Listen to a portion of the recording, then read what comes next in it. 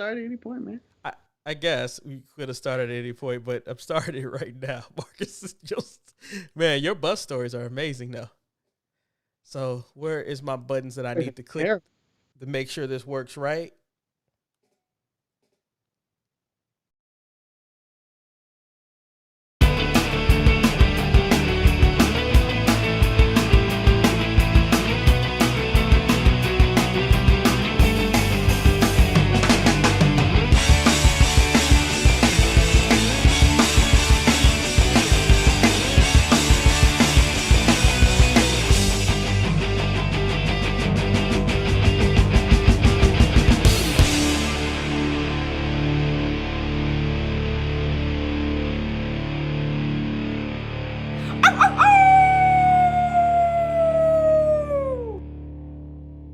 Welcome, everybody, to the Sharpshooters Wrestling Podcast. I am Eric.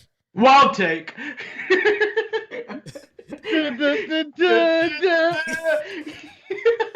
You guys say everything. Great day. Really? Because I am wild take. People. Oh. What? See? What happened to my camera? Wild cam. Oh, no. Ladies and gentlemen, if you're listening to the audio show, Eric's camera has actually just gone out. What? But if we continue with the intro, I am Lord Manny Hayes. And I'm Marcus the Grand Finale, the translator of the show, where I will translate Eric's black screen into audio form. This don't make no sense. Why do I have a connected USB camera? Why is this not wanting to work right now? What the hell? Man. Your camera just gave up. Your camera just gave up. It was like, we only get 28 views. No, it's like, it's the worst thing ever. It's like, we sit here in the pre-show the whole time, and nothing's wrong. And then all of a sudden, this happens. It's a Saturday, man. That's the camera's like, Saturday, man. You want me to really work? I'm working in. Out of my day off. Oh, what kind of frozen picture is that? this is oh my God. The technical difficulties. He's having a mess. Audio people, all 6 of you. Eric's image just came back and he was looking down on all of us. Or he was judging the porn he was watching. This is my proof. What the fuck is happening? Oh, can we also add that to a character on the show? I know we have Melting and Wild Thing Eric, who are now he's back. But can we have Diarrhea Ripley on there? Even if he asks us questioning what the hell, I'm probably not even in focus right now. Diarrhea Ripley is an off show joke that hasn't been mentioned on the show yet. Everybody, I apologize for the zoom in the face. Sorry.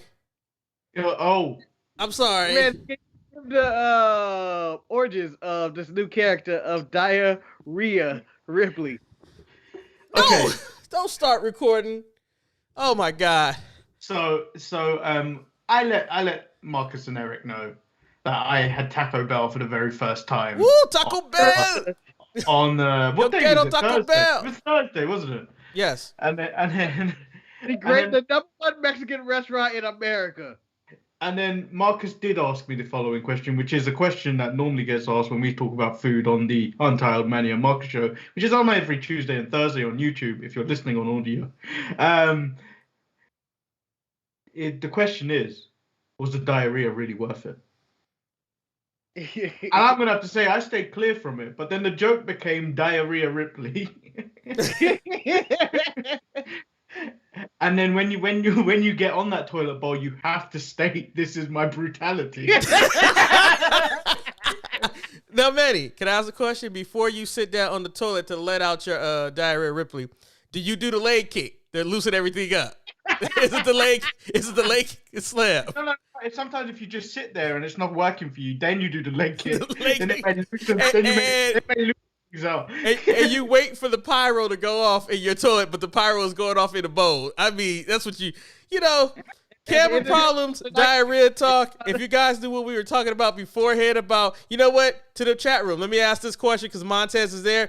And Montez, do not disparage Manny with the thumbnail. That was me that created the thumbnail. Manny puts a lot of work in his thumbnails. No, I don't. But he puts more work than me. But the question of the show before we start is, what's worse if you're having a party, if someone does cocaine in your bathroom or if someone is having sex in your bathroom? We will keep that going throughout the show just because we have nothing else.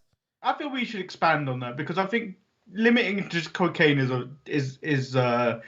one thing. Let's just say doing drugs, including heroin. What's he?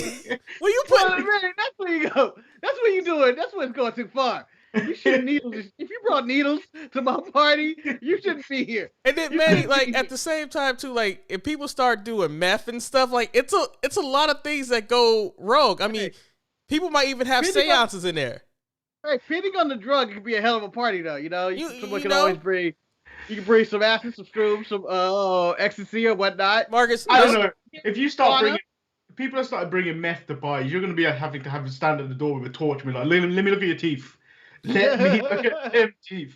Well, Marcus, but let me also talk about to the point that one thing I've learned is that cocaine is a very influential drug because it made The Weeknd make many, many songs about cocaine. He can't feel his face. He wants you to save your tears. He had Blinding Lights. Marcus, this man apparently loves the coke. But I'm not going down that road. Shout out to Fiasco for making her debut on the show, I think. She's just going to sit back there and sleep. She was there on the watch along. Oh, she was. She just showed up. Oh, that's where my camera fell down. Well, gentlemen, we have a lot to address on this episode. I hope you guys are ready and locked in. Manny, will you be returning to Taco Bell, or was that a one-time thing?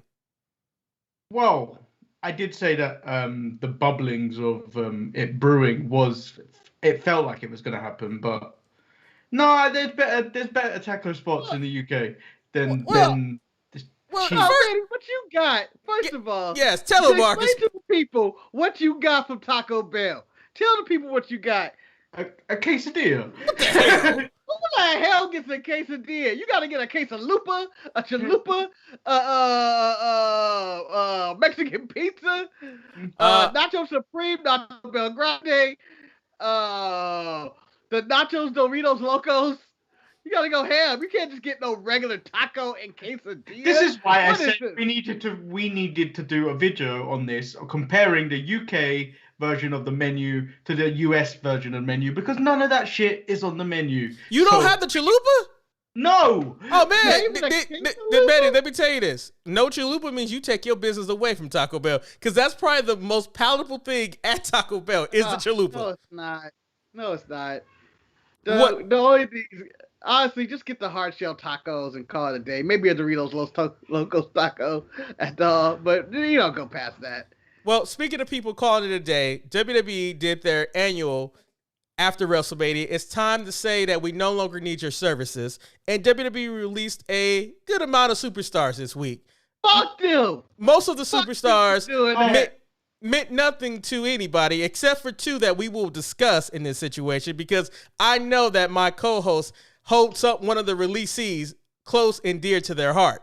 And after I read another report, I think it's bullshit about that individual release. But let me give you some of the names. Mickie James was let go. Her outfit at WrestleMania was just too fire. They said, we paying her too much money. How much are we paying her? We got to let her go.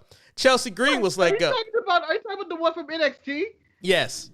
Where she looked like she was, where she would look like she was the napkins in a public bathroom. Yes, they realized that where you got money, because that's some designer stuff right there.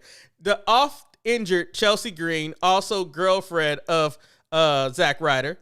Tucker Knight and Tucker, I'm going to say both of his names. Kalisto, we will never find out what Kalisto was telling Sasha Banks behind the scenes backstage, because he is now gone. Mojo Rawley. Bo Dallas, who has his farm now. Wesley Blake, who had the party that got everybody sick with COVID. No, that was the other one, Cutler. Okay, Cutler. But let's blame Wesley Blake. We don't know. Was he the one that used to date Alexa? No, that was Murphy. Oh, well, damn. Wesley Blake, you were just really using. Marcus, you the one who said he should have been let go in the first place, right? Yeah, he's everyone's tag partner. Okay. Peyton Royce. Which he 3 times in his lifetime. And then let's get to the people who I know they care about. I will start with you, Manny. Billie Kay was released. How did you feel when you read this news? Well, if you watched the show on Thursday where Levi broke the news to us in the chat, it broke the show. It genuinely broke the show. Like we were closing up. Normally we do about an hour additional of ramble because we can't end the show. How did we close the show? Blah blah blah. You know, what'd you do Tuesday? I got these shoes. What are you talking about? Let's ramble some more. That's basically what happens at the end of the show. Yeah. And then he said it, and then it just broke the show. And then it was just like, okay, we're ending. And then we continued talking off air. And then we're like, oh, let's do a recap of who got released. Let's hope more people get released live so we can get that traction. Well, that was what we're doing. Hey, we gained 2 subscribers from that. 2 subscribers. Well, from the news I read about Kevin Dunn, fuck him. No, and Manning, that's what I was going to ask you about, because this is really, to me, this is a point where WWE failed Billie Kay.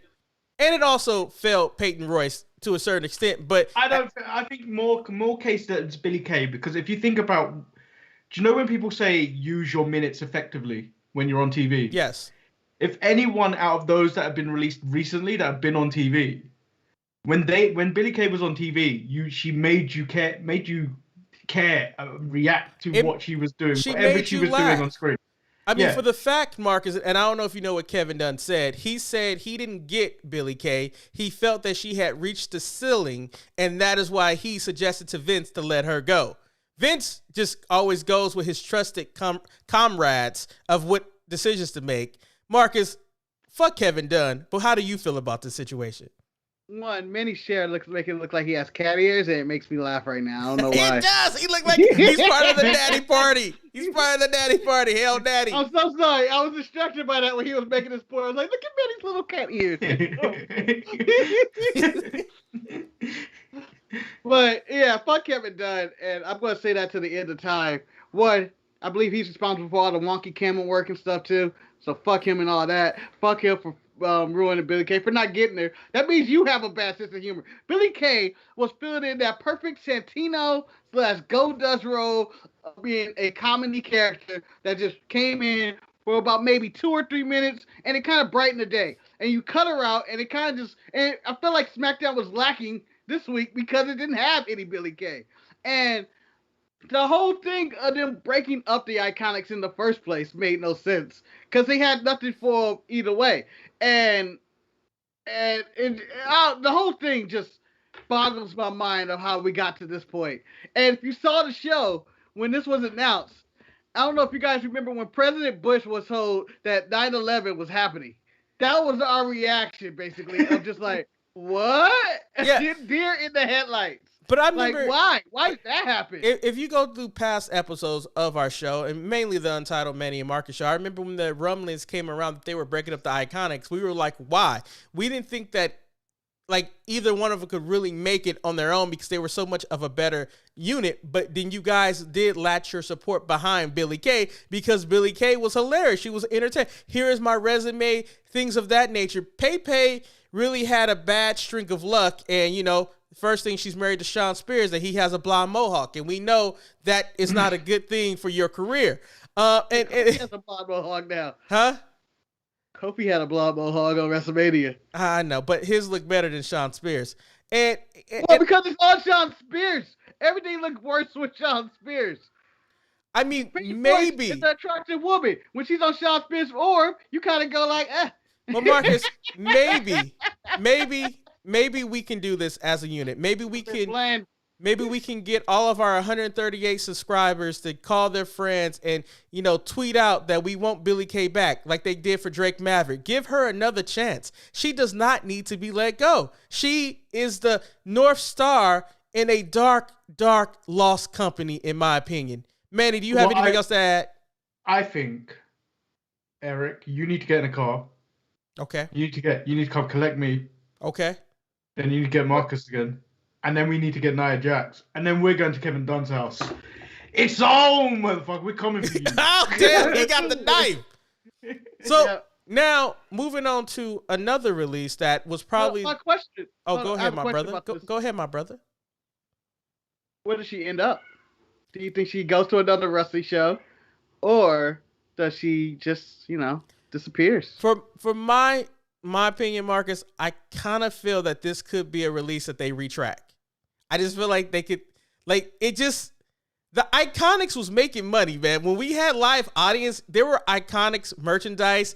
Like, the Iconics should have never been broke up. And, like, the fact that the tag division in the women's division, you have Naomi and Lana, and then after that, you have Mandy Rose and Dana Brooke. And quite frankly, let me be quite honest. I would release Mandy Rose and Dana Brooke first before I would release the Iconics, because at least they were entertaining. What Mandy Rose and Dana Brooke did on Monday Night Raw this week is inexcusable, and we will get to that later on because it really grind my gears. It pissed me off. And I'm just letting you know, it pissed me off. I think I agree with Eric when they retract it, mainly because of when you look at the actual backlash of this, no one seems to really care about the rest. It seems more around Joe and Billy Kay. But I feel like there's more outrage about Billy Kay recently. No, because go ahead. With the Iconics, and I don't think it's gonna be retracted. I don't think we're gonna get because that Heath Slater moment when he came back for that Drew McIntyre spot. That was a nice spot for him when he got beat up. But I don't think we're getting them back. I don't think we're getting the Iconics back. But Marcus, in any form or fashion. Let me just point out, we don't need the Iconics back. If all came down to it, we'll take Billy Kay back. Marcus, I'll tell you this right now. I would take Billy Kay back before I took Samoa Joe back. And that's just me. And I know. Well, you don't know why Samoa Joe may may be a health thing. No, and that's Samoa Joe could be damaged goods at this point. No, in time. And that's the thing I want to talk about. Everybody was talking about how could you not have Samoa Joe and not make it work? And let me give. And you know what? I am a WWE shield. I am on their payroll that I don't get a check yet. I would say that WWE. I think that's called slavery. It might be, Marius, but I'm going to say WWE did everything in their power. They did everything in their power to try and make Samoa Joe more than what he was. And unfortunately, every time that he got that chance to shine, he got hurt. He had too much mileage on his body from working in the indies, and I think they tried to put him at commentating. And I will point out, him as a commentator was very enjoyable. I enjoyed it. I don't know if everybody did, but it was really entertaining for me, and I thought he found his niche. And maybe one day he could come back and be healthy, but maybe inside he wanted to wrestle. I don't know where he goes, but at the same time, I understand them letting him go because I'm pretty sure he had a pretty good salary. Marcus, what do you feel? You watched Fiasco Change Possession, didn't you? Yeah.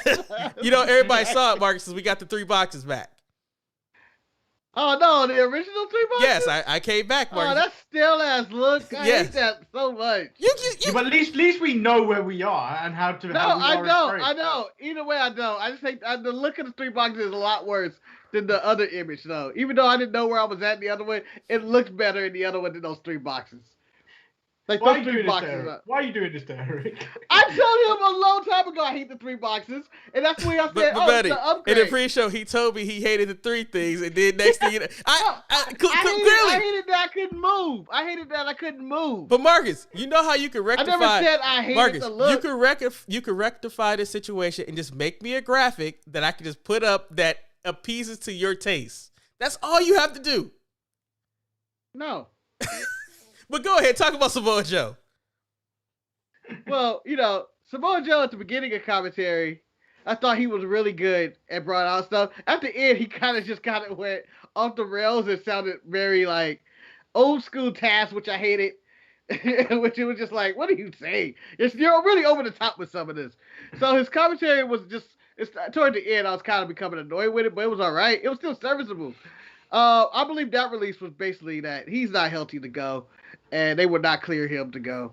And, if Samoa Joe wants to wrestle and he can wrestle in a healthy fashion, I support him going to any other brand. Samoa Joe is a good commodity, whether it's promo or in-ring, he can deliver on all fronts.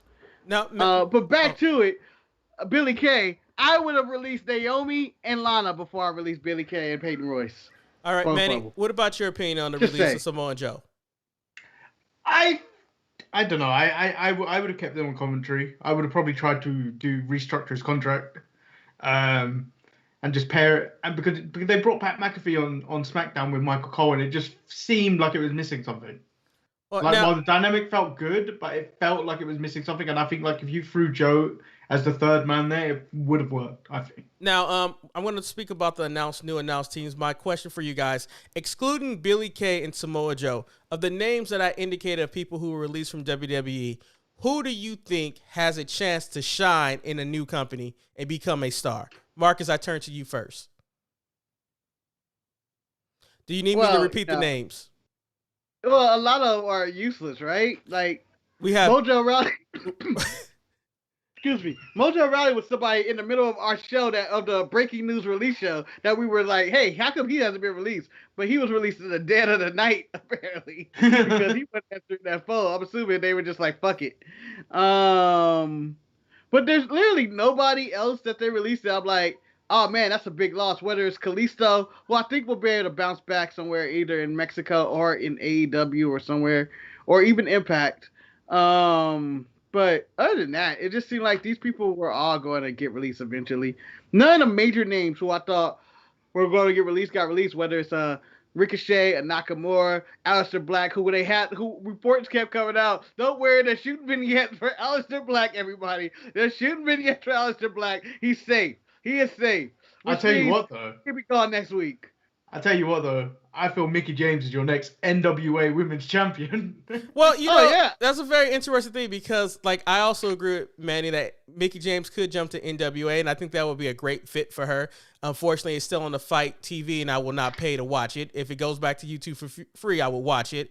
But I think also Peyton Royce could probably end up in AEW to go work with her husband, Sean Spears. Or the Pineapple. And then of course, there's always Chelsea Green, who at some points in her career that I like her, but at the same time, she's extremely fragile. I mean, every company she gets hurt, so I don't really know. She got hurt twice in WWE. She broke her wrist 2 times. Both times right when she was about to get a big push. So it's just like, maybe you're just not there. So Manny alluded to it a little bit earlier. WWE unveiled 2 new announced teams post-WrestleMania. We have the Raw announced team, Corey Graves, Anand Virk, and Byron Saxton. And then we have SmackDown's Michael Cole and Pat McAfee. First question that I have is that I thought Pat McAfee did a good job, but as Manny said, it really missed a third person. Marcus, do you agree with Manny and I that it could have used a third person in that booth? No, I don't. I'm not a fan of the 3 people booth. I don't know what a third person could have honestly added to the that group, because I feel like McAfee and Michael Cole adds enough. Michael Cole is already. I'm going to tell you exactly what WWE wants to hear, and then McAfee is all off the rails, standing up randomly. It's just being like, I don't know what's happening here, but it's what you all get on WWE on Fox. That's what you get right here. You get some taxi action so here. You like that loose cannon? 619. You like that loose cannon nature of McAfee? Yeah, for some reason it reminded me of like real, maybe like a Ben Gundy on NBA or something, or just someone that you never know, or Psycho Steve Lyons. Marcus, for the MLB. You don't know what they're going to say, but when they say it, you're actually you care. Because it didn't sound like it was something that was pre-rehearsed. Now you may disagree with me, but does Pat McAfee does he remind you of a young Jerry Lawler when he was in his prime, saying outlandish stuff, just being, Jerry Lawler over the top? Jerry Lawler knew the business more, but he did remind me of Jerry Lawler when we were going back and watching Raw, when he would finish people's sentences like, oh, you're an idiot, and stuff like that. And then the audacity of somebody to say that. Well, Jerry Lawler back in the day ruined our watch-alongs because he was saying all the shit we were saying, wanted to say. I mean, the man did coin the phrase puppies. Levi's in the chat. He says he missed the 2-man booth also, unless Bobby Heenan is the third. Manny, what did you think of McAfee's performance with Michael Cole? I know you alluded to it. Do you have anything else that you want to add to it? Oh, I enjoy Pat McAfee. Anytime he's actually on, if he's in an in-ring talent or like a promo or on commentary. That time he did commentary with Renee on that illustrious SmackDown show that happened when everyone was stuck in Saudi Arabia. It was the best show ever. It was the greatest SmackDown of all time. And Levi, going forward, your name is spoiler alert because you broke our show on Thursday. Now, I would like to touch on the Raw commentator and Anand Verk. I will give him the benefit of the doubt, but I felt that Corey was just, it was a lot of Corey on Monday Night Raw. It became the Corey Graves show with a little bit of Byron Saxton, and then Anand came in, and like you could tell he doesn't have the wrestling experience, and I felt bad for this guy. Manny, how did you feel about Anand's debut on Monday Night Raw? Anand should not have been on Monday Night Raw. They should have brought in Vic or whoever if they were going to take off Tom and let Anand. They brought in Vic. They fired Vic already. No, and then bring in and let Anand get comfortable on commentary before you throw him on Monday Night Raw. Because he stood out like a sore thumb on that show. I'm just like, I don't really like this guy. No, I felt so bad because it's like the guy doesn't know the product. And I know he came from the MLB network and stuff like that. And you can see that he's learning on the fly where someone tells him, oh, that's a hurricanrana off the top rope. Please say that. Wow, what a hurricanrana off the top rope. I wish I could do that in my dreams. And you know, it's stuff like that he just really didn't do it for me. Hold on. I feel like you're being too harsh on him. I feel like you're being too harsh on him. That there was literally someone with their hand up his ass moving his mouth. It was. That's what you were saying about Anand. I feel like he did. I feel like he knew the product, but he just wasn't. It was hard. I think a 3-man booth makes it even harder because you have Byron who's going to say something, and you have Corey who's going to say way too much because Corey thinks he's carrying the whole show now. Like, fuck, I got to carry this guy and Byron? This is bullshit. Well, that's what Corey said. They shouldn't have thrown the new guy in the deep end. Like, honestly, Manny, what they could have did, because first and foremost, what they did to Tom Phillips is ridiculous, and they could have gave Anand for at least 1 month the Tom Phillips position, because apparently Tom Phillips is hosting 205 Live and doing special projects for the Peacock Network, which I don't even know what that means. In other means, that just means he has 1 foot outside the door, but at the same time, we're not going to let him go because we know Tom Phillips can go to AEW Dynamite and make a difference. All hail the great Tom Phillips. Would the great Tom Phillips make a difference in AEW? I feel like he's too clean cut. He's too clean cut to go there. If I'm Tom Phillips, I do not go there. I have to go. I go to Impact. Well, Maro is one step closer to going to AEW as he's calling the main event at the Impact show, whatever it's called. Yeah, against pretty much where Rich Swann is just gonna drop his title to Kenny Omega. And Impact Wrestling just turns over and becomes AEW all over again. So, oh, go ahead. Let me chime in on that. Here's what my solution for all this would be. One, Byron needs to leave. Byron needs to go. It's time for Byron to get your 2-man booth again, Marcus. I see. To get my two. Let me tell you my hot take of the 3-man booth. The only time it's ever worked. The only time a 3-man booth has ever worked was the time when Mike Today would show up. How dare I? Hot take. This is the wildest take of the day. Mike Today would show up in the WCW booth and talk about the luchadors or the Japanese wrestlers. That is the only time a 3-man booth has ever worked in wrestling. Every other time it's been a waste of time, and it always feels like there's someone extra. Now, this is what I feel like they should have did for Anand and McAfee and the new commentary teams. It should have been Anand and McAfee on Raw. And I would have just let that happen. And just let them try to build chemistry, and it feels something completely new, completely fresh, and no one can over-dominate anybody, even though McAfee probably would over-dominate. McAfee's got a bigger personality to dominate the whole thing. So Marcus, let me ask you, so clearly you just said that you hate the Sharpshooters podcast because right now the audio version is a 3-man booth. You prefer it when it's just you and Manny. I realize what just happened. And Levi... And Levi just said in 6 months, Impact will become AEW Dark. And with that being said, in 6 months, do you guys still see Anand Verk being the play-by-play man for Monday Night Raw? No, Manny? Vic Joseph will been brought back to the starry lights of Monday Night Raw. And Marcus, before you answer, Levi, once again, he agrees with you 100%. It only works when it's a guest for that particular match. Yes. I'm glad. I see. Look at this. Look at me and Levi bonding here in the 3-man booth. But we are not a 3-man booth. We are a radio show or a podcast. That is a difference. A booth is when you have a commentary team, and this is in all sports for me. A 3-man booth is only work. I guess it only works for Mark Jackson and Van Gundy, and even there's a stretch because it's just them criticizing referees. Yeah. The entire show. We can admit that the Booger McFarlane experiment on Monday Night Raw was a failed experiment. I mean, on Monday Night Football. Who's going to last longer, McAfee or Anon? McAfee. McAfee. I don't know. I feel like Vince could become annoyed with McAfee. I don't feel think like so. McAfee was not listening to anything Vince had to say. No, but McAfee brings a level of excitement and unpredictability to SmackDown, which I think SmackDown... So did Billy Kay, if you don't remember. Huh? So did Billy Kay, if you don't remember. Well, anyway, I guess it's now on to talk about post-WrestleMania. And I think the one thing as wrestling fans, when we have a post-WrestleMania show, the first thing that we think is reset, new storylines, new beginnings. We're going to have some excitement. Unfortunately, WWE post-WrestleMania this year kind of gave us a little bit of a replay of what happened on the 2 nights of WrestleMania with some of the repeat matches that we have. Because the gentlemen have already discussed Monday Night Raw, I will put that towards the back end, and we will discuss Friday Night SmackDown.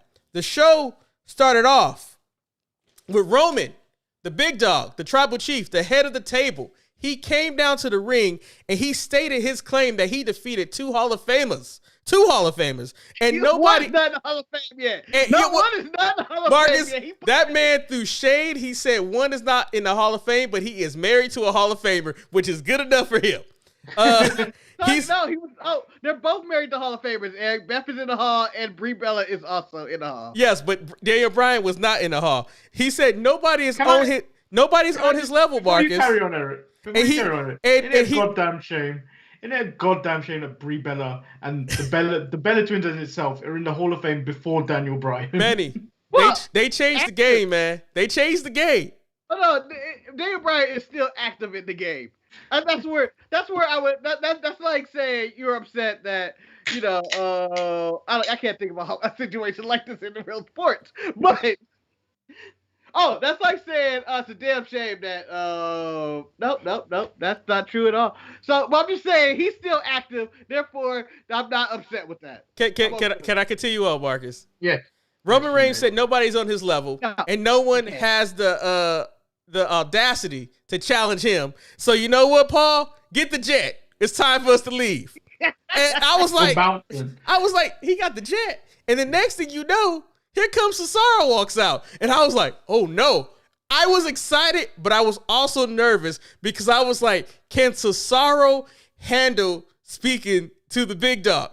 And I would say this was probably the best way WWE could handle this situation with Roman walking out on Cesaro and not letting Cesaro talk with a live mic. Marcus, do you agree? I 100% agree. Because the walk away was cold, and they got the jet. They were getting ready to get out of there. Oh, and then Cesaro being like, "That son of a bitch." Look at him. But when he got to the back and they go to Cesaro in that interview, and the first thing he said, "Roman Reigns, you son of a bitch." I go like, "This is why you couldn't talk at the inside the thing, though. This is why. You're not good at this. Roman's up here. Paul's up here. Jey Uso somewhere in the middle of that." Cesaro is probably at the bottom of the barrel when it comes to talking. So, Marcus, I disagree with you in that situation, in that instance. I thought when we went backstage and Cesaro was interviewed and he said that he is a son of a bitch, it made me laugh. And on top of that... It shouldn't make you laugh, though. Yeah. He was supposed to be serious right there. It made me laugh, too. Roman Reigns, you son of a bitch. It shouldn't make me laugh. That was a gentleman. Also, the way he said it didn't even come off natural. The way he said it, just like this is not the emotion you should be feeling because it sounded more like you were calling it like how we would joke and call each other a son of a bitch. But Manny, you son of a bitch, you took my pink. But Manny, at the same time though, you watch a lot of Up, Down, Down, and this is how Cesaro talks. This is who he is. This is that is his son of a bitch that he would call somebody if he was really calling somebody a son of a bitch. It's just like, you son of a bitch. Was he the right person for this role? Do you think he's the guy? Because I don't know where they're going with this because it seems like WrestleMania Backlash is leading more to a Cesaro and Seth rematch. And I don't know if I need to align Roman and Seth again because it looks like somehow, in some weird way, they have aligned together again. And the new Shield is main event Uso, Seth Rollins, and Roman Reigns. Well, I'll turn to Manny when I give my little take on this. I think it's actually because it's like a smoke and mirror move. Like, we want something new. We want a new opponent. Like on Monday Night Raw, we got Lashley versus McIntyre again, and we'll get to that a little bit later. But here, you finally feel like Cesaro's win at WrestleMania meant something. Like it got him propelled to go and talk to the big dog. But the big dog was letting him know, you're not even in my class yet, man. You need to go someplace else. And that when he challenged him to a match, and then Heyman indicates that, oh yeah, you get to be in the main event. You will fight against the main eventer. And that main eventer was Jey Uso. Manny, that big reveal that happened later on that night, how did you feel about that? Well, you kind of knew it was going to be main event Uso. You always send your goons to do your dirty work first. Well, it seems like the big dog has more goons because I feel like DeVille is on his payroll also because DeVille cut off Adam Pearce and was like, hey, I'll talk to him about that. But I'm with Manny right now, Marcus. I'm with Manny. I'll come back to you, Marcus. Manny's about to disagree with you. The big dog don't wrestle on SmackDown anyway. The big dog is all about main events and paychecks now. So he ain't wrestling on some free TV for nothing. After WrestleMania, no. So there's two things I want to bring up. One, when Cesaro came out, were you guys a bit disappointed that wasn't someone that could be debuted from either NXT or someone new that was just Cesaro? Like, I feel like I was a little disappointed. I feel like they were setting up someone else was going to walk out there. And I didn't know who would it be. Not saying it was either going to be, whatever, Adam Cole, Finn Balor, whoever from NXT, or Brock Lesnar walking out or whatever. But did you feel a little disappointed? Manny, you had your hand raised. So, I wasn't disappointed that Cesaro came out. I felt like, okay, cool. This is quite cool to have Cesaro come out. I was more disappointed in the suit game he brought out. Ooh, Manny, It was a weak suit. It was a very weak suit. Manny, so I watched Friday Night SmackDown with Sharpie wife. She was in the room with me. And she said, and I quote, man, he looked like he got that suit off the rack from JCPenney. And it was bad because she talked about his suit bad. Because when you look at Paul Heyman, who is a penguin of a man, and his suit game was better than Cesaro's. And Marcus, I think it was a good move for Cesaro because I think it made it feel that his WrestleMania win against Seth was important, and it even led to more of how Seth was upset about Cesaro trying to move on from him. You can't. The quote Seth, I am the be all to end all. You can't move on from me. You just can't. And him interfering in the main event against Uso and Cesaro, I don't know where we go from here. Hold on, Manny has his hand raised. Oh, he did. Guys. How big of a deal is this UFO that was being shown all night? And Cesaro spinning Seth Rollins on his shoulders with no hands. Because while it was impressive, I didn't need to see it about 5 times in the night. The reason it was impressive, Eric. Oh, you got your hand up. I have my hand up because I'm the host. Does a teacher ever put their hand up in a classroom? Well, Marcus,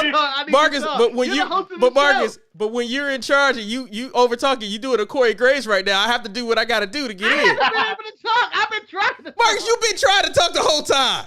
I've been trying to let Manny get something. And you and Manny been getting yours. I had something to say. All right. Well, go ahead. I'll let you go first then, Marcus, since you feel like you're not. I ain't want it. Well, I gave Marcus. I ain't gonna say shit. I gave Marcus a chance to. You're refusing to talk. I'll see it when I believe it. Yeah, because I gave him a chance to beat it up, and he didn't want to beat it up. So let me go back. What point was I making? What were we talking about? Anyway, I'm gonna jump in and say my point now because you don't remember. Oh, what I forgot to be honest. We're talking about this game. Yeah. What were we talking about? Were you upset or disappointed when Cesaro came out, or were you an NXT call up? Yeah. Oh, but yeah, I was past that already. But I had an idea what I was going to say, and it wasn't even worth the interruption. Now I think about it, it was more of a joke. Anyway, the joke was simply who's win. Oh, it was about the UFO. That's what we were talking about. That's what we're talking about, the UFO. You needed to see the UFO 5 times because you had to make Seth insane.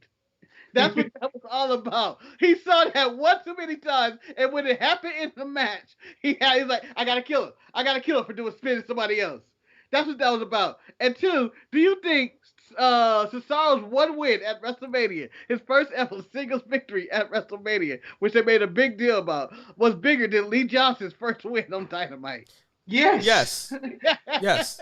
But we ain't ever heard of Lee Johnson ever again on Dynamite. I think the problem that we really ran into, though, is that this is where WWE is trying to strap a rocket to somebody who's already over with the fans to a certain extent, and that's Cesaro, and they're trying to put the WWE creative spin on there, and it's going to kill whatever momentum that he has, and it's going to make people annoyed. The UFO spot wasn't even a great spot to me. Like, I just didn't care. And it was like, and the fact when McAfee was trying to sell the UFO to me, I was like, first of all, the UFO is a stupid name. I didn't like it. I don't care if you can spin somebody on your neck with no hands. There's strippers that can swing on a pole with no hands. So, I mean, it ain't that impressive. I was just a little upset. Wow, Jake.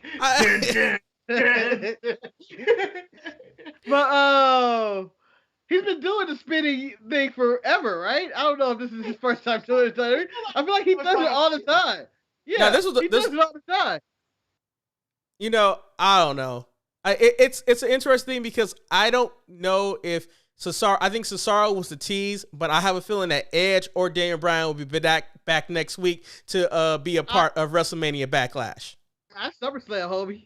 Daniel Bryan, Edge, and SummerSlam will be probably the match. I don't see. I think this is the only way they knew how to sell Cesaro. They were like, how do we sell it? Because he can't sell himself. Well, I thought that's why I prefer anybody else. I think Big E would have did a better job selling himself to Cesaro in this scenario. Marcus, we don't talk about whose English is no good, would have did a better job. We don't talk about Big E right now, but I on this show, which you guys vote Cesaro, probably the best wrestler in the world. Corey Graves, can I move on to get through some of the more inconsequential things that took place on SmackDown? No, because I want to talk about the match with Main Event Uso. I'll let you get back to there. So we have Rey Mysterio who defeated Otis.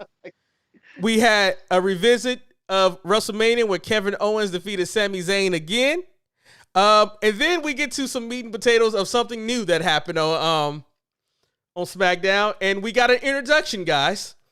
And as many people have said, the creative team have been watching Coming to America Part 2 because Apollo introduced his commander, Commander Aziz, and he brought back the Nigerian Spike, what used to be the Samoan Spike. Manny, how do you feel about Commander Aziz? He didn't call it the Nigerian Spike. He called it the Nigerian Nail. Ah, it's still a spike to me. It's a play on both, in which he's using the thumbnail, and it's like a nail going into your neck. Do you know what? That should have been your thumbnail today. Let me tell you, I didn't feel that this Commander Aziz is a person that deserves Umaga's finisher. I don't like it. But I will give him credit when Apollo called him commander, he came to attention really quick. This should be a interest. Manny, are you looking forward to this? No, because it's just as bad. It's gonna be worse than the accent. Them two together is gonna be awful. I'm getting. Apollo could easily become Kamala soon, so just be wary of that. Apollo, I feel like I would take the gimmick more serious if he dropped the accent. I'll take everything more serious, but then he has the accent, and I just go like, you don't need this, and I laugh every time he's trying to say words. But it's gonna get tired. It's gonna get very tired very quickly, just how we got tired of Lana's that Russian fake accent. It can only last for so long before you start seeing cracks in it. Respect to Lana's fake accent, all right? That was the best version of Lana and Rusev, and they were over. That worked. The problem is they lost it and they went sober out with Dolph Ziggler, and I have no idea what happened ever since then. Both of their careers just fell apart. I mean... But Commander Aziz, I'm up for it. I just feel like the gimmick is still very similar to AJ and Omos. It is. It's quite similar, but it only has a Nigerian accent. And I mean, Let me just move on because I think I spent too much time on Smack. I have spent too much time on SmackDown. Let me talk about the last main thing that took place. In my opinion, it's that the Street Profits came out and introduced Bianca Belair, and they had her celebration. Post celebration, you have to point out that Sasha was so frustrated that she cut a better promo than Cesaro by saying absolutely nothing. And then Bayley came in and said, "You know what? I think it's time for me to bring some dignity back to the title." I'm not really sure if she's saying because the title was held by two black people that no dignity had on it anymore.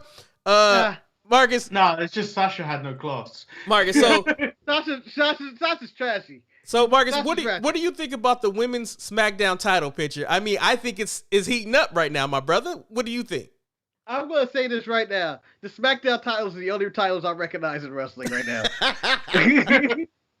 Dead serious. The Raw title, the Raw tag team titles with Omos and AJ is more of a gimmick for Omos. I don't even count that. They weren't even on Raw this week, so they don't even count anymore. The women's champion on SmackDown, Bianca Belair, had a nice babyface promo, a nice celebration that was uninterrupted, which I was shocked. It was uninterrupted. She kind of inspirational speech that you can be the best you are, whatever. And then you have Roman, who is the champion. Other than that, I don't recognize any other champions in any other promotion or crew. Maybe NXT. And, so Mark, you recognize all the SmackDown champions? All of them? All of them. Even the Dirty Dogs. Me and Manny was thinking about the same thing right there. Even the Dirty Dogs, Marcus. Even Apollo. I like the Dirty Dogs, and I do like Apollo too as the Intercontinental Champion. I just don't want him to have the accent. I'm okay with Apollo being Intercontinental Champion, and the Dirty Dogs are a serviceable tag team. All right, I like where they're at. They're 80s throwback. I just think they need a manager. They would have been great to have Billy Kay in their group.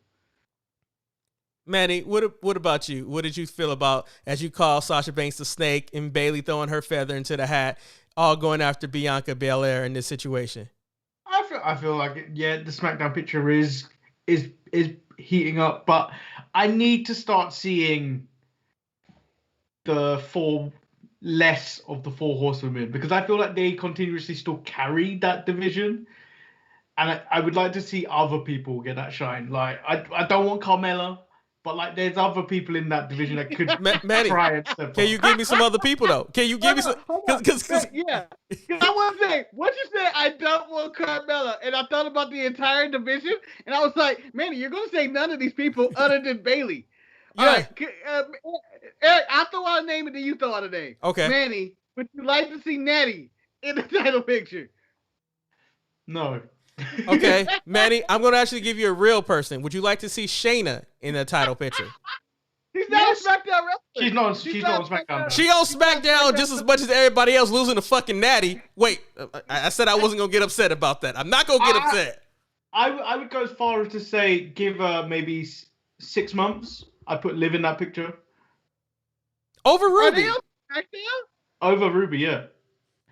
Liv is easier to sell to a WWE audience than Ruby. You're right. So because I need to keep the momentum going. The only person I think you're putting in that title picture is Liv Morgan. Am I correct, Manny? You're not putting Tamina. You're not putting Tamina. Levi said he would like to see Tamina. Marcus, all I was thinking about was our thumbnails.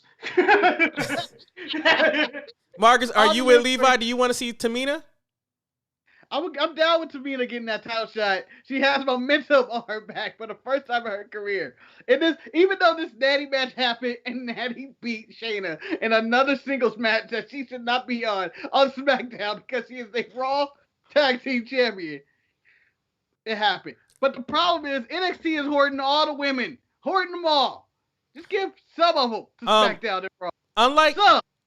Unlike Manny, I would be okay with Carmella. I think Carmella versus a Belair storyline could work because it's not the same character that Sasha Banks has, and she's easily dislikable, and it's actually a good win for Belair to get under her belt. I think Carmella's a good person to transition to real quick, just for a quick little feud.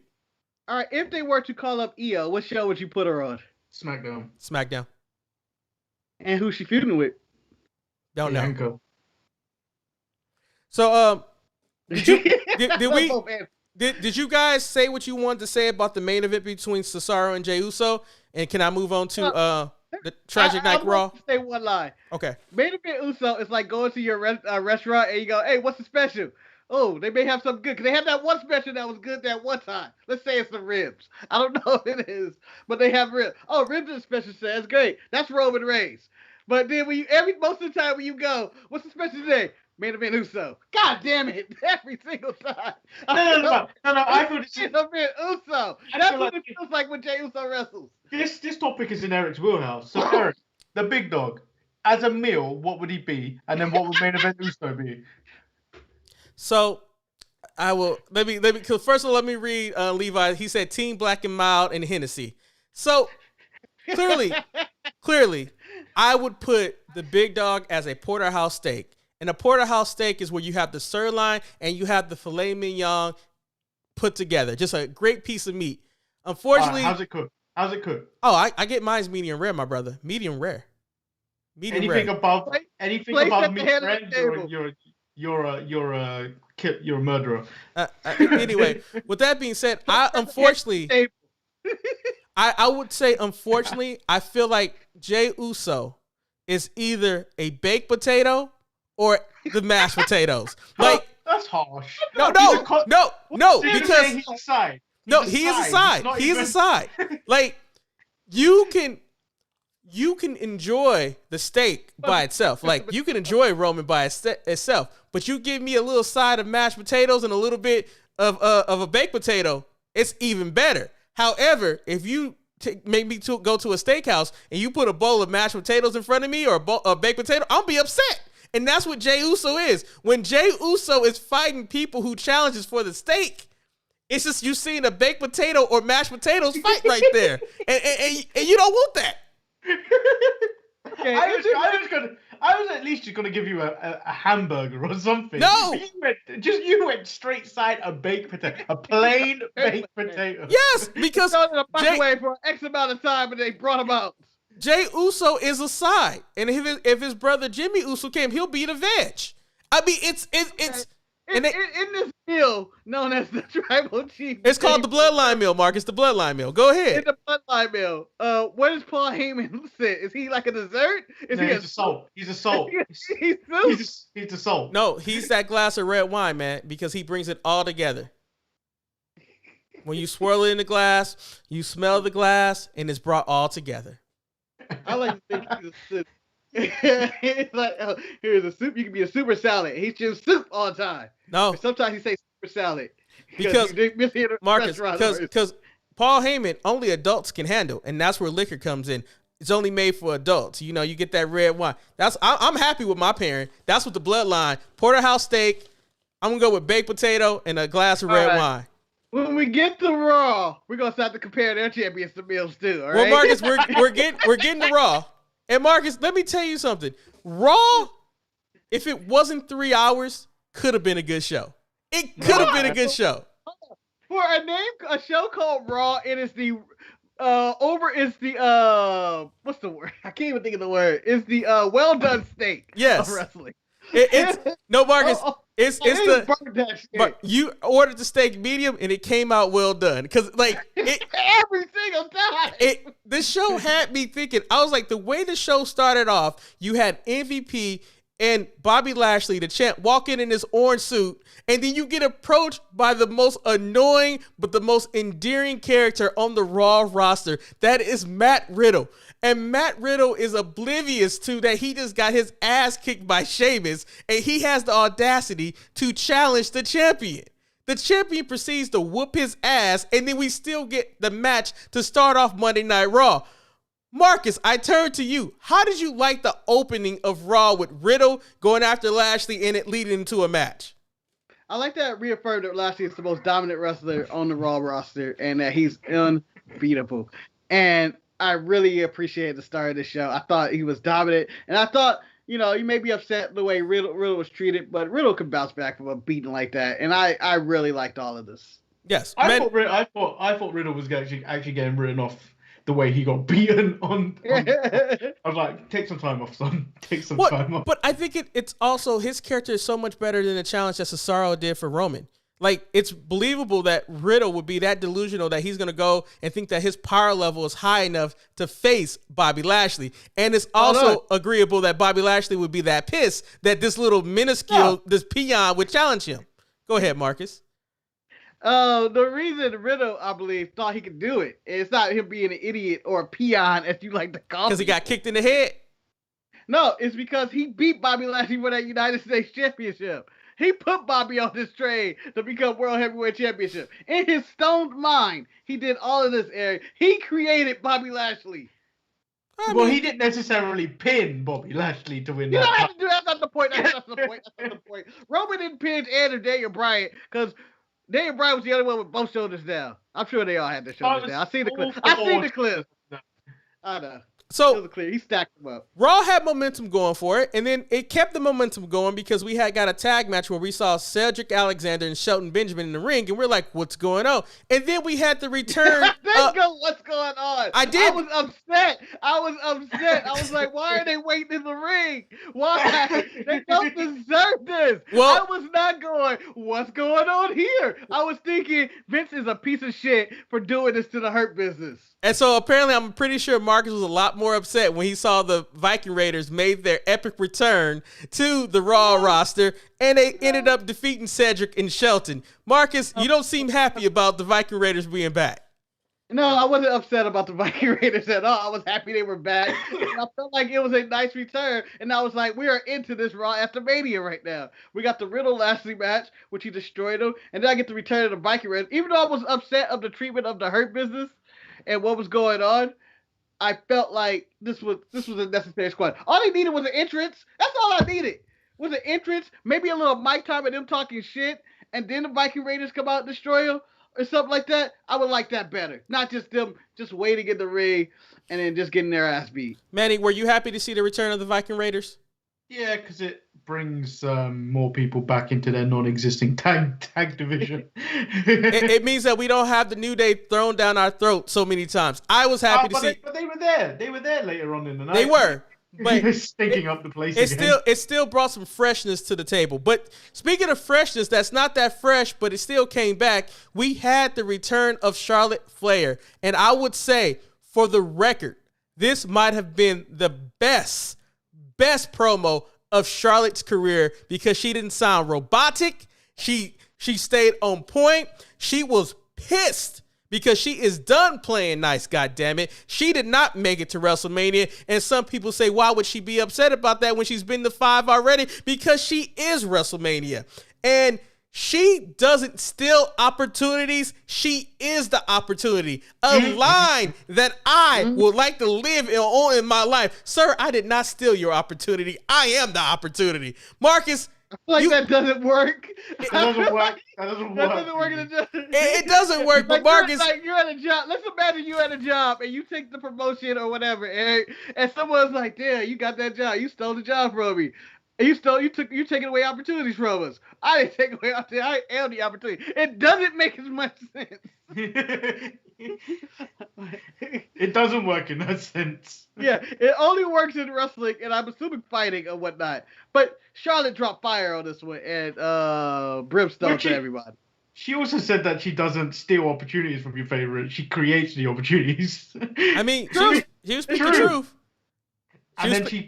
And then she looked like Matt Riddle when she beat up Asuka. And she did. And that's where we led to like another rehash from WrestleMania. We had a Rhea Ripley versus Asuka match that the only difference was that Charlotte interfered in this match. At the same time, I still enjoyed what they were doing. I was a little frustrated that we were revisiting WrestleMania when we already had this match, but I thought the injection of Charlotte made it a little bit more interesting. What about you, Marcus?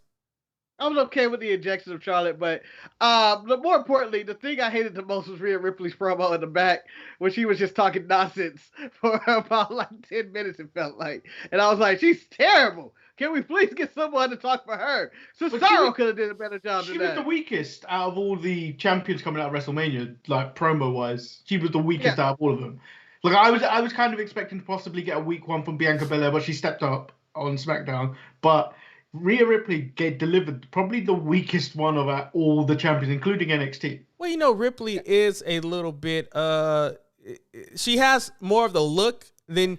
We don't know if she was really ready yet, and that's the thing about Ripley. It's like someone that's to speak in small doses, though. Yeah, and speak, and you know, I hate to bring up the man who, and I'll bring it up to man because it was funny to me. Oh, he put a Twitter poll of what company should he go to, and then 44% voted retire to the right, which is a great poll. But she needs to still speak going on the right back who spoke in like 1, 2, 3 sentences. You know, just like 5 or 6 words, and then be done with it. You don't need to come out with no whole speech.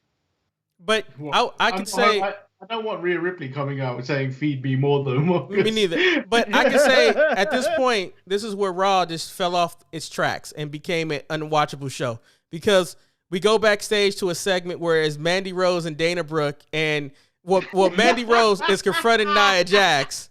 And this is hell. It's like this is hell. It's a beatdown nobody wanted, and like I felt for me, the look that Nia Jax had on her face, like what the fuck was that? Why did I even fall down for that beatdown?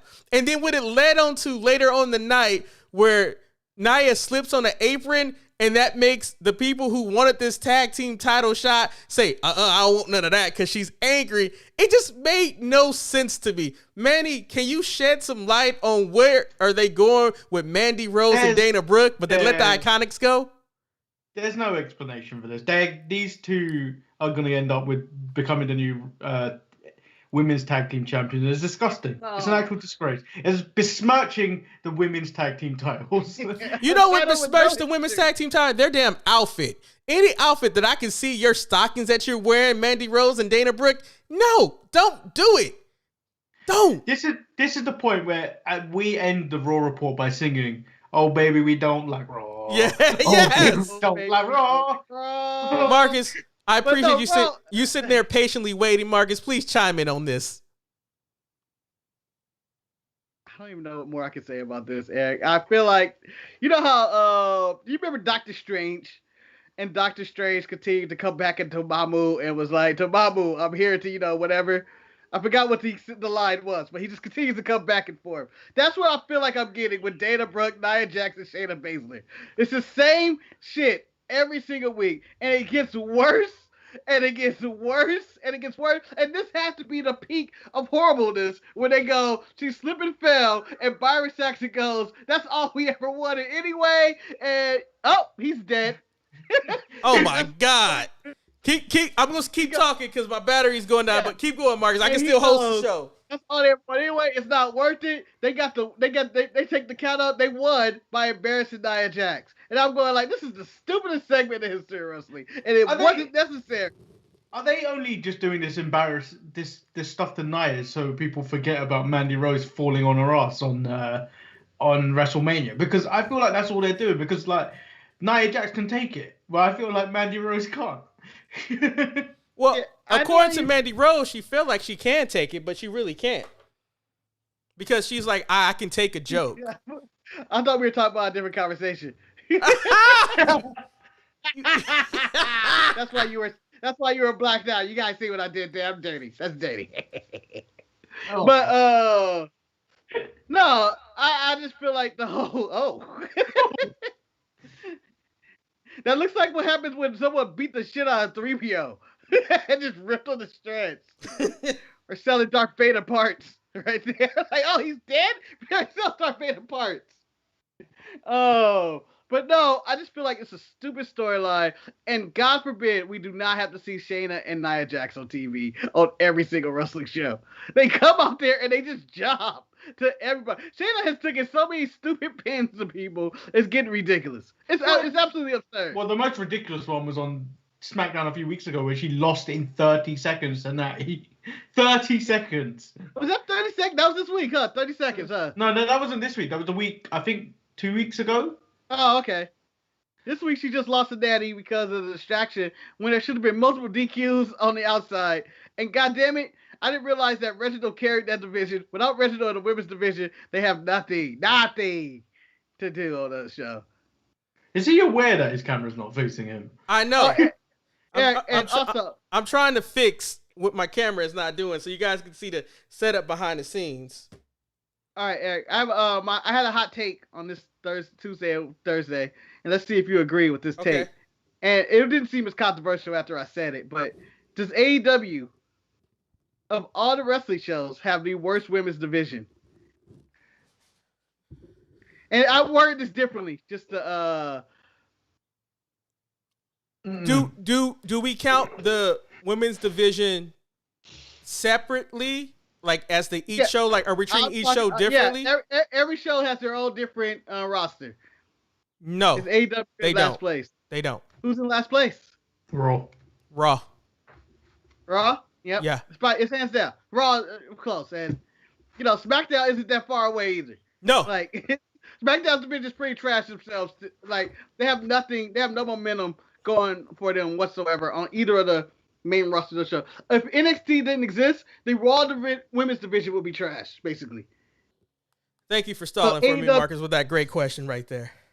AEW has came out the bottom of the women's division for having the worst women's division in the game to probably being above Raw and on tippy-toe at SmackDown. But actually, Marcus, let me tell you something. Raw actually, in a way, they are a couple of moves away from being the strongest women division because now you have the return of Charlotte, and then we had this promo where Alexa Bliss decided to let everybody know she realized that she didn't need the Fiend because the darkness nurtured and protected her. She did wonder, was the darkness holding her back? And she figured out she can do this on her own. So she unlocked something that was truly evil, and that was where Lily was unlocked, Marcus. So my question for you, Marcus, is Alexa now going to pursue the women's title because of Lily, or what exactly is going on? I don't fucking know. You want me to be honest? I have no idea what's going on with Alexa. Since WrestleMania, I've been perplexed on what the hell's going on. What the hell is going on with Alexa, Randy, The Fiend, this division, Lily, Nikki Cross? All of this makes no sense to me. I have no idea where they're going with this. Marcus, can I confuse you more? Because later on the night, Bray came back in the Firefly Funhouse and says he's happy to be back with true friends. It's a brand new start, a new season, new friends, and a brand new me. Are you still confused about what's going on? He said one other thing, which is the wildest. Yeah. I mean, I was trying to keep it clean. Here's what I want to say about Bray Wyatt, though.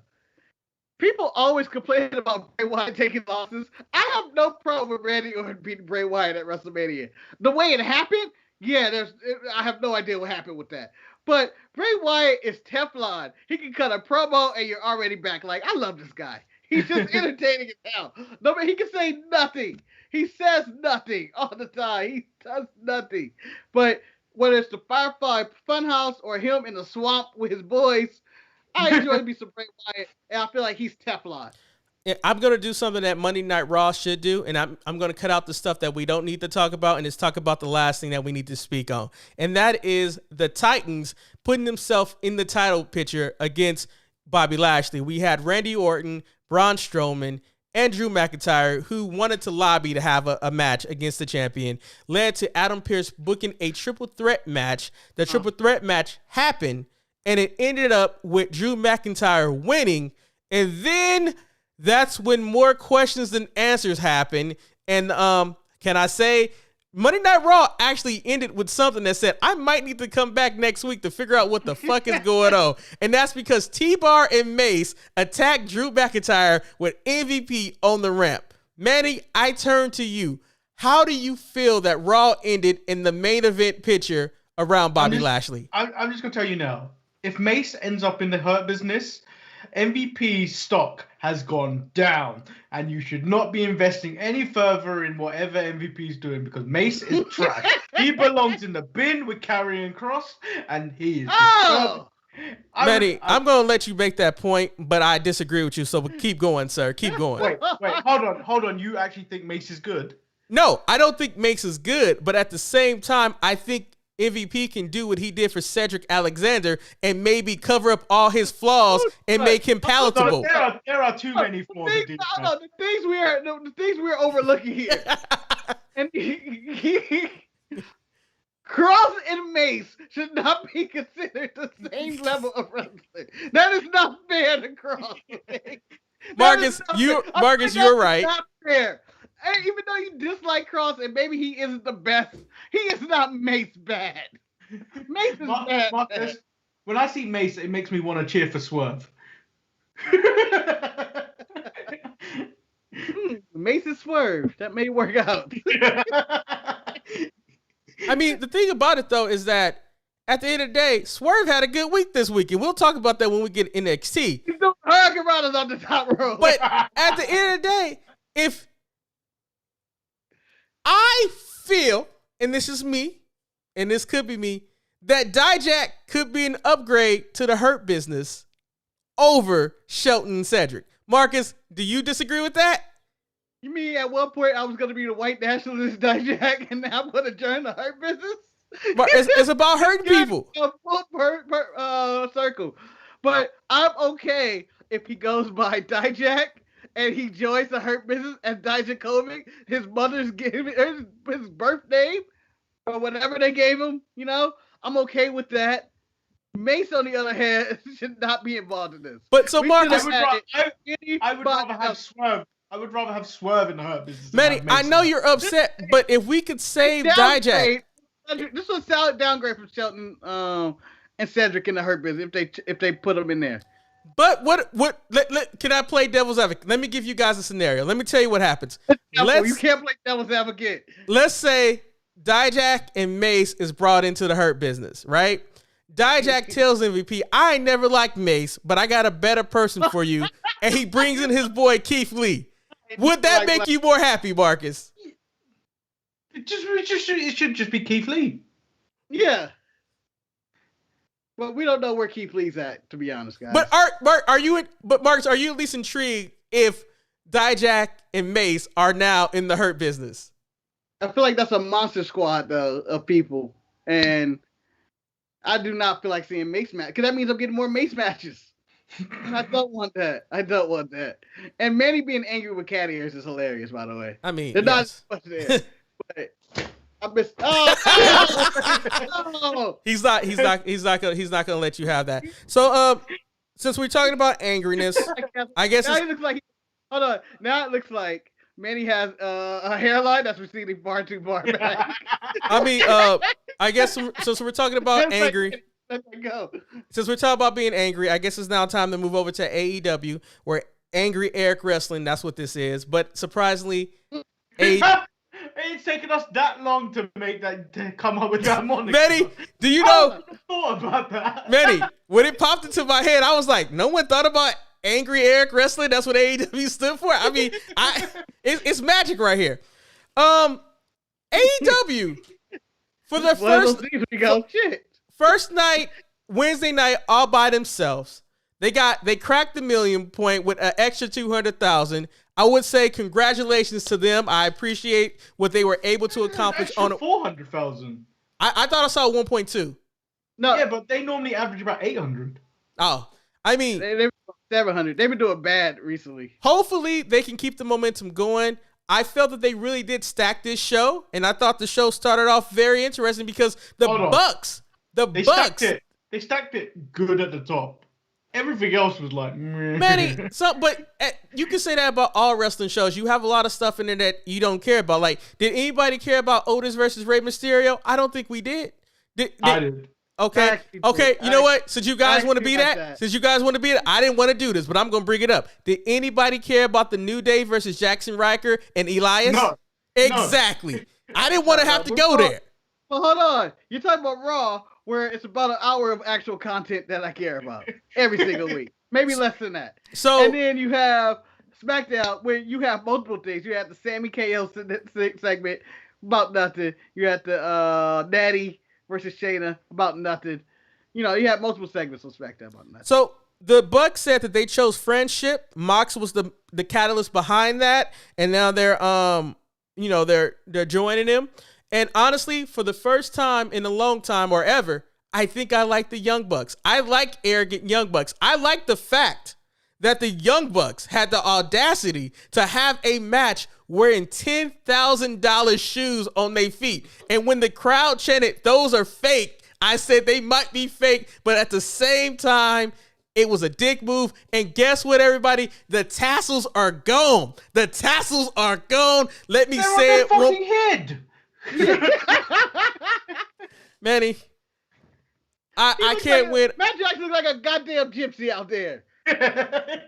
But Marcus, how about those dives? You know you enjoyed this match between the Young Bucks against Ray Phoenix and Pac. Ray Phoenix nearly died in that match. Hold on. Let me jump in on something and tell you one. The crowd was piped in noise. There was no real crowd at the show. Okay. It was all fake. It's all fake. Okay. And support their piped in wrestlers on the outside. Because I hate those guys. I hate all their wrestlers on the outside. I'd rather have just fake noise all throughout than have their guys being paid to yell shit. Oh, is it, Marcus? You'd rather have fake noise? Welcome to my world. Hate all the fans. You stay at home. I like real fans. I don't need piped in audio or piped in guys. Just give me real people or nothing. Vince McMahon tells me to cheer, I'll cheer. That's how I Well then, that was a bit racist, but Mr. Man wants me to clap for that. Let's go, Triple H and over Booker T. Oh, but I enjoyed the shoes. My problem with this match overall is the lack of selling, and I brought this up on Tuesday or Wednesday or Friday or whenever the hell we do one of these shows. It's just that I can get a fun match. I can get a fun match from the Young Bucks any given day of the week. They're extremely athletic. They have extremely fun matches. But I would like for one time for them to tell me a goddamn story in the ring or something. Because they show me nothing but the same match. They're supposed to be new characters. They're the same people who they were before. They're bad guys now, Marcus. I disagree. I got the same thing. It's the same stuff. Manny, did you get the same thing, or do you disagree with Marcus? It's kind of the same thing. Remember that time a few months ago where the Young Bucks were just super kicking people and getting fined and then just throwing money in people's faces? That's the time when they beat up Don Callis. Yeah, this is basically the same stuff. No, it wasn't the time they beat up Don Callis. It was the time when they kicked Tony Schiavone as well and then smashed his phone. This was about 6 months ago. And then Tony Khan was fining them, and then you'd see them walking in the back with stacks of money and just chucking it at Tony Khan. So this is basically the same characters. So unlike you guys, I'm not going to criticize AEW for their style of matches because that's who the Young Bucks is. I like the match. This is what they do. And for me, I also like the match, but I do want to see something different. Well, and also, I want to also chime in on their tag division. Marcus, where I think, Marcus, that's my point. Let me have my point. The SmackDown. This is my point. Don't take this away from me, Marcus. So at this point, I enjoyed the match between Young Bucks and Ray Phoenix and Pac. The issue that I had is Ray Phoenix and Pac.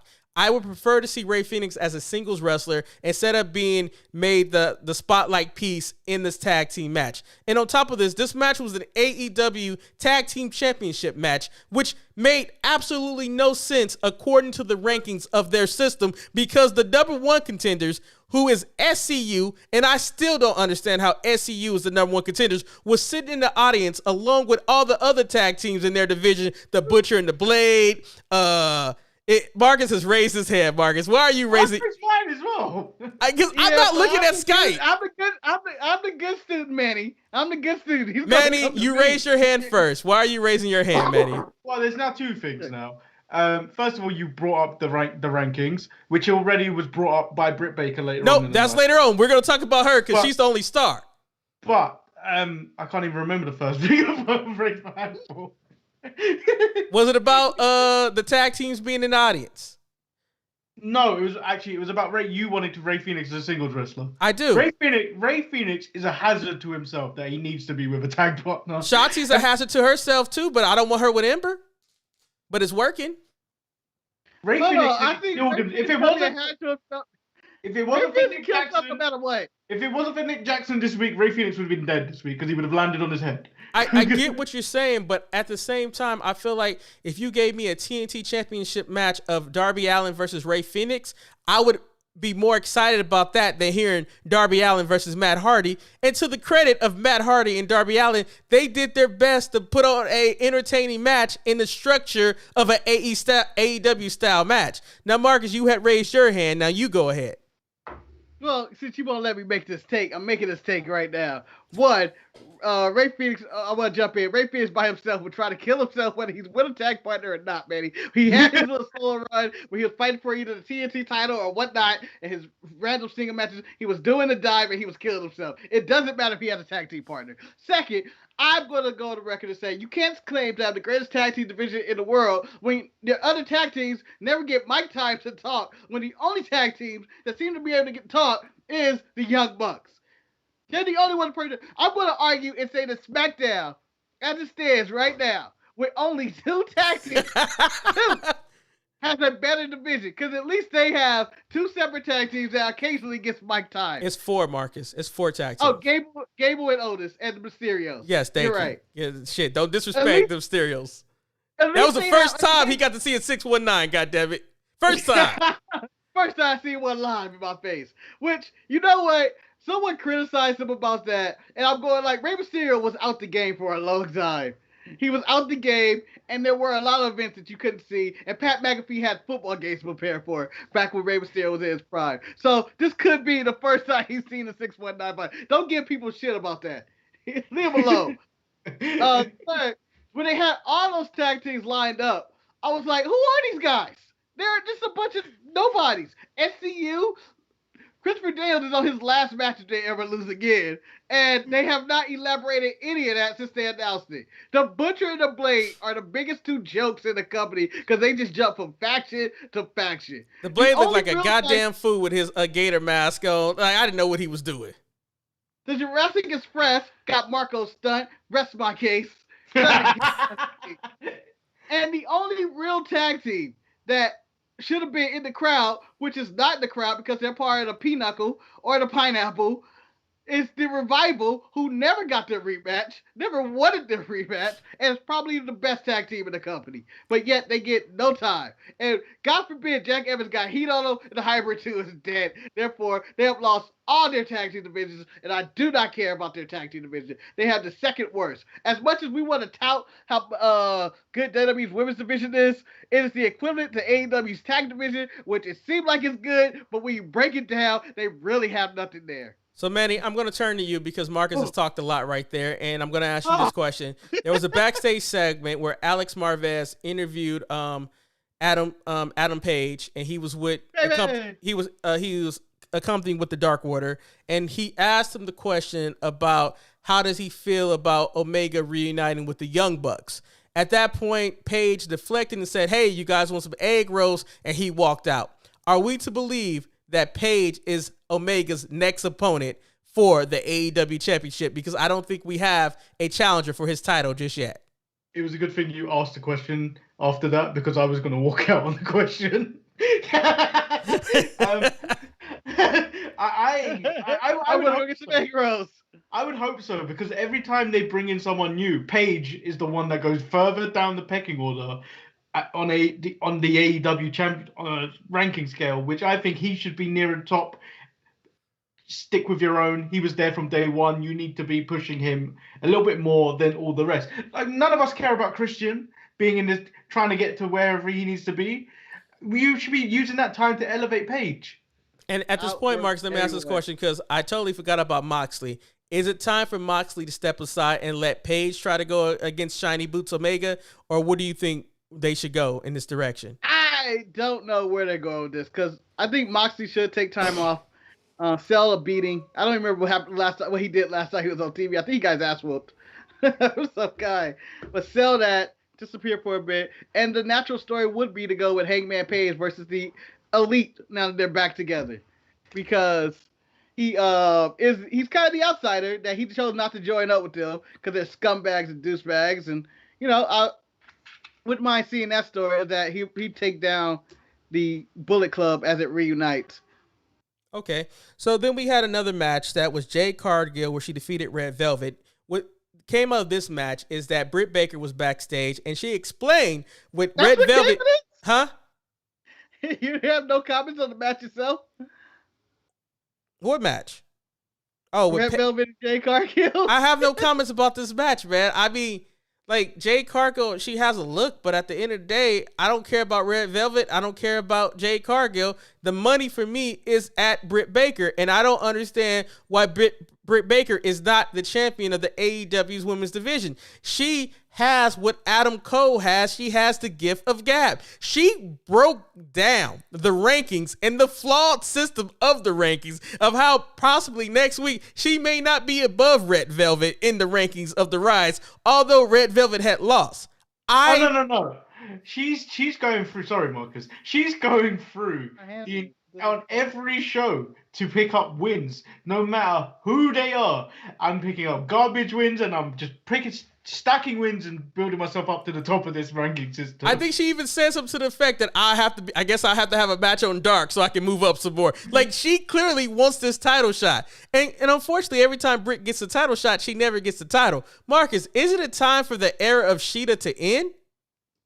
It's been time for the era of Sheeta to end. The whole rankings make no sense. And I was going to say, before all this started, was that the reason you didn't care about Jade and Red Velvet is because of your obsession with white women, and you know they got the best of you today. Today.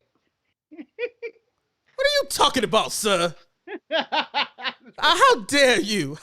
How dare you?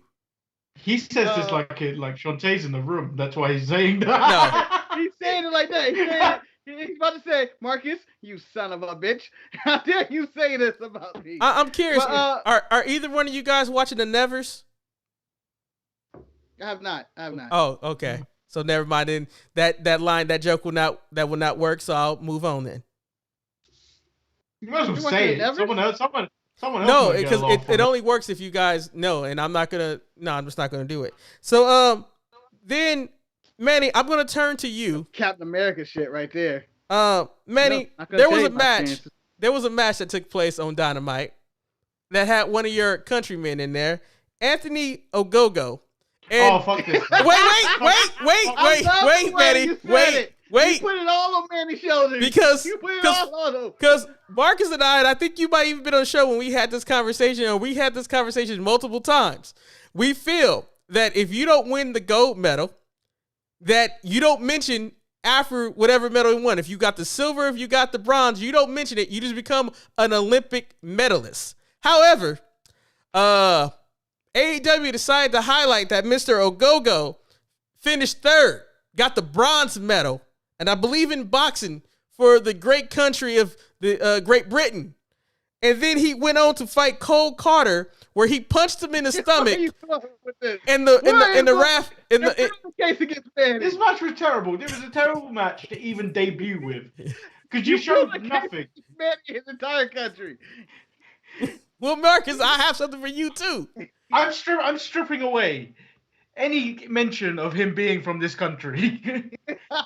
He is countryless now. So, Manny, unfortunately, I think Ogogo is not at fault here. When you're paired with trash, you just can't win. Marcus, his handler was QT Marshall, Marcus. And QT Marshall, even with his dyed dark beard, still doesn't do anything for me. And I hadn't watched AEW for a month, Marcus. For a month. And this made me sick. QT Marshall looked like he just pooped his pants by accident every time he walks in the ring. As a mid-card mess post, or maybe in one of the many wrestling forums that I have abstained from commenting on recently, guys. I have cleaned. But when they showed a picture of like Anthony Ogogo, someone posted, "Man, I hadn't seen a match, but that dude oozes charisma." Then the guy comment, "Yeah, so much so that he takes it away from QT just being there in the image." But when you watch this match and you go through it and you go like, after all the shit I've been through with Raw and SmackDown and NXT and Impact, and then you get to this match. And yes, Eric, I'm comparing this to Dana Brooke and Mandy Rose leaving the ring. this was the worst thing I've seen in wrestling all week. I would agree. I would agree. Him and the tie up, and then the punch and the stop finish. Because it's immediately, this is even worse to me than Alexa and the Fiend's finish, where you go, what the fuck was that? Because it left me with the same reaction. What the fuck? No one came out as a winner in this. No one came out as a winner. Oh, it was stupid. Yeah. It was like, the referee discretion, he can't survive that one punch. That was 90%. If this was the case, in earlier matches, let's say that tag match that we enjoyed earlier, 90% of the time, I would have stopped the match when the Young Bucks super kicked somebody because the referee should have jumped in and was like, I don't think he can continue. The guy showed no signs of being dead. Like, if he would have turned purple or they would have really sold it and that guy is screaming for his life, it's like, no, I can't continue, or he boo-booed a little bit, maybe I would have stopped the match. But there was no sign of reason to stop this match. This was a waste of time. But Marcus, let me also point something out to you, and I'll tell you how I felt ashamed of myself because I believed I was racist in this point. Oh. When Anthony Ogogo walked out, I thought he was that one half of the rapping tag team, and I was like, I had no idea. Huh? He was Bowens or Cassidy? I don't know what name they were, but I was like, oh, this guy has left his tag team that just debuted. And I was like, oh, wait, this is a totally new guy. I felt like a racist at that point. Eric, if you want to separate some people and the way they look, if you want to know who Anthony Bowens is, whose name I forgot why I learned, but it was by accident. He's the one that looks like David Otaga's son. Marcus, don't worry. I know who Ogogo is because I know he's the man that has disrespected Manny's country on so many different levels, and I'm okay with this. It's like, are you okay with them calling him a third medalist? Medalist? That makes you a second place loser. Yeah. So you're on team Olympic medalist, Anthony Ogogo, right? Yes. Yes. So it's bad enough if they announce you to be a silver medalist. That makes you the first place loser. You only get to mention what type of medal you won if you got gold. That's just the rule of the game. So speaking of rules of the game, we had some vignettes between Mike Tyson and the people. First vignette was him and MJF where he took the blank check, chewed it up, and spit it out at him. And then we had the vignette where Jericho explained that. Spat it out at yes. Then we had the segment. We got to talk about the blank check, Eric. Why, Marcus? Why? We got to talk about a blank check. What number you write on a blank check? $1 million, Marcus. That's it? Yeah. That's it? As I told Marcus on Thursday, I am not even writing a number on it. I'm writing the words all of it. Where was your imagination on this check? But Manny, honestly, checks don't work that way. You can't just go $1 million. You have to put enough. I would. That was. That sounds terrible. What was that? Yeah. Oh. Damn, that threw me off. So, if you had a blank check, Eric, if I had a blank check, my first move would be to go, how much are you, look him up, Google how much that worth, and then probably take a percentage of that. You don't give me a blank check. I don't give a damn who it is. He didn't say he had to do it. He said I got to do the right thing. I'm going to take, like Manny said, all of it. I get what you're saying, but at the same time, I have to point out that these are very troubling times because I don't know if that blank check has any money, and I'm not trying to pay the fee for the bounce blank check fee. And also at the same time, I don't want him to call the bank and said that someone robbed him of his check. So I have to think quick, and I think he's $1 on million camera giving him a blank check. He's on camera. Like this is blatant. Now, Eric, my second question is the movie Blank Check. Do you recall that movie? I do, Marcus. Because you know what? Can I tell you why I recall that movie so much? And this is, damn it, Marcus, I don't want to detour, but I'm going to detour in this one. Because, Marcus, that was a movie in my youth that I wanted to see so bad. And I remember, I was like, I want to see this movie. But we didn't have the money to go to the movie theater to see this movie. And so we saw the... We saw the movie, maybe 5 years or maybe longer after it came out. And it got, by God, it was the worst movie ever. Ever. But, hold on. Would you be interested in seeing Blank Check 2 starring Mike Tyson? No, I just thought the best thing about that whole segment was when MJF said, it looks like you made mistakes already. like it's starting with your face. And I was like, oh, that seemed like it hit close to home. But the whole Jericho reconciliation between him and Mike Tyson made absolutely no sense. But it's AEW. But I will give AEW some credit. And I wish they would just stop. I thought the involvement that they had with Mike Tyson as the enforcer was well. It worked pretty well. I just think that when you had the entire Pinnacle and Inner Circle come out to the ring and make it an all-out brawl, it lost me. It was like the example of AEW just doing too damn much. Marcus, do you agree? Because you were known to do too damn much. I never done too much in my life. Yeah. Too much cocaine. So I have never did too much of anything in my life. But yeah, it was too much. And I thought that the Pinnacle is a useless faction. Another useless heel faction that continues to get beat up by like one man. This week, the one man is Mike Tyson. Next week, the one man in the next segment, the one man is Sting. I'm just so sick of all these heel factions getting beat up by one man. You're supposed to be these dominant heel factions. I didn't see the NWA get beat up by anybody, let alone one man. Sting would come out every now and then, but he would need booby traps. But like for me, I get what you're saying about the one man, Marcus. But like for me with AEW, got a gun. What bothered me the most about this is that you had two matches that had similar outcomes, where you just had all hell break loose and everyone's out there. But at least in the Jericho match, they kept the camera on the talent. When we got to the main event between you mean Jericho, Darby Allin, and Daxie? That was a terrible match they were having. Marcus, but it's better. Marcus, it is to step away. It is so much better than watching Darby Allin and Matt Hardy have whatever they are having, and then the camera is focused on Sting in the middle of the ring, just walking around, standing, looking for something to do. And I'm like, they're out there fighting. Manny, go ahead. Well, Eric, you know why they had the camera focused on Sting? Because it's Sting! Yeah. Sting! They literally threw the entire kitchen sink into this match, and everybody, I believe Ethan Page and Scorpio Sky was out there for whatever reason. Like, it just seemed like everybody in the back, and then they all cleared out. I'm upset. And Darby Allin jumped up at Hardy. I'm upset. I hate that this is the AEW show that got their highest rating ever. How do I raise my hand, goddammit? How do I raise my hand? I'm going to raise my hand so you can't. That's not how you raise a hand. I don't know what that is. Marcus, so as I said, I have not watched AEW in almost a month.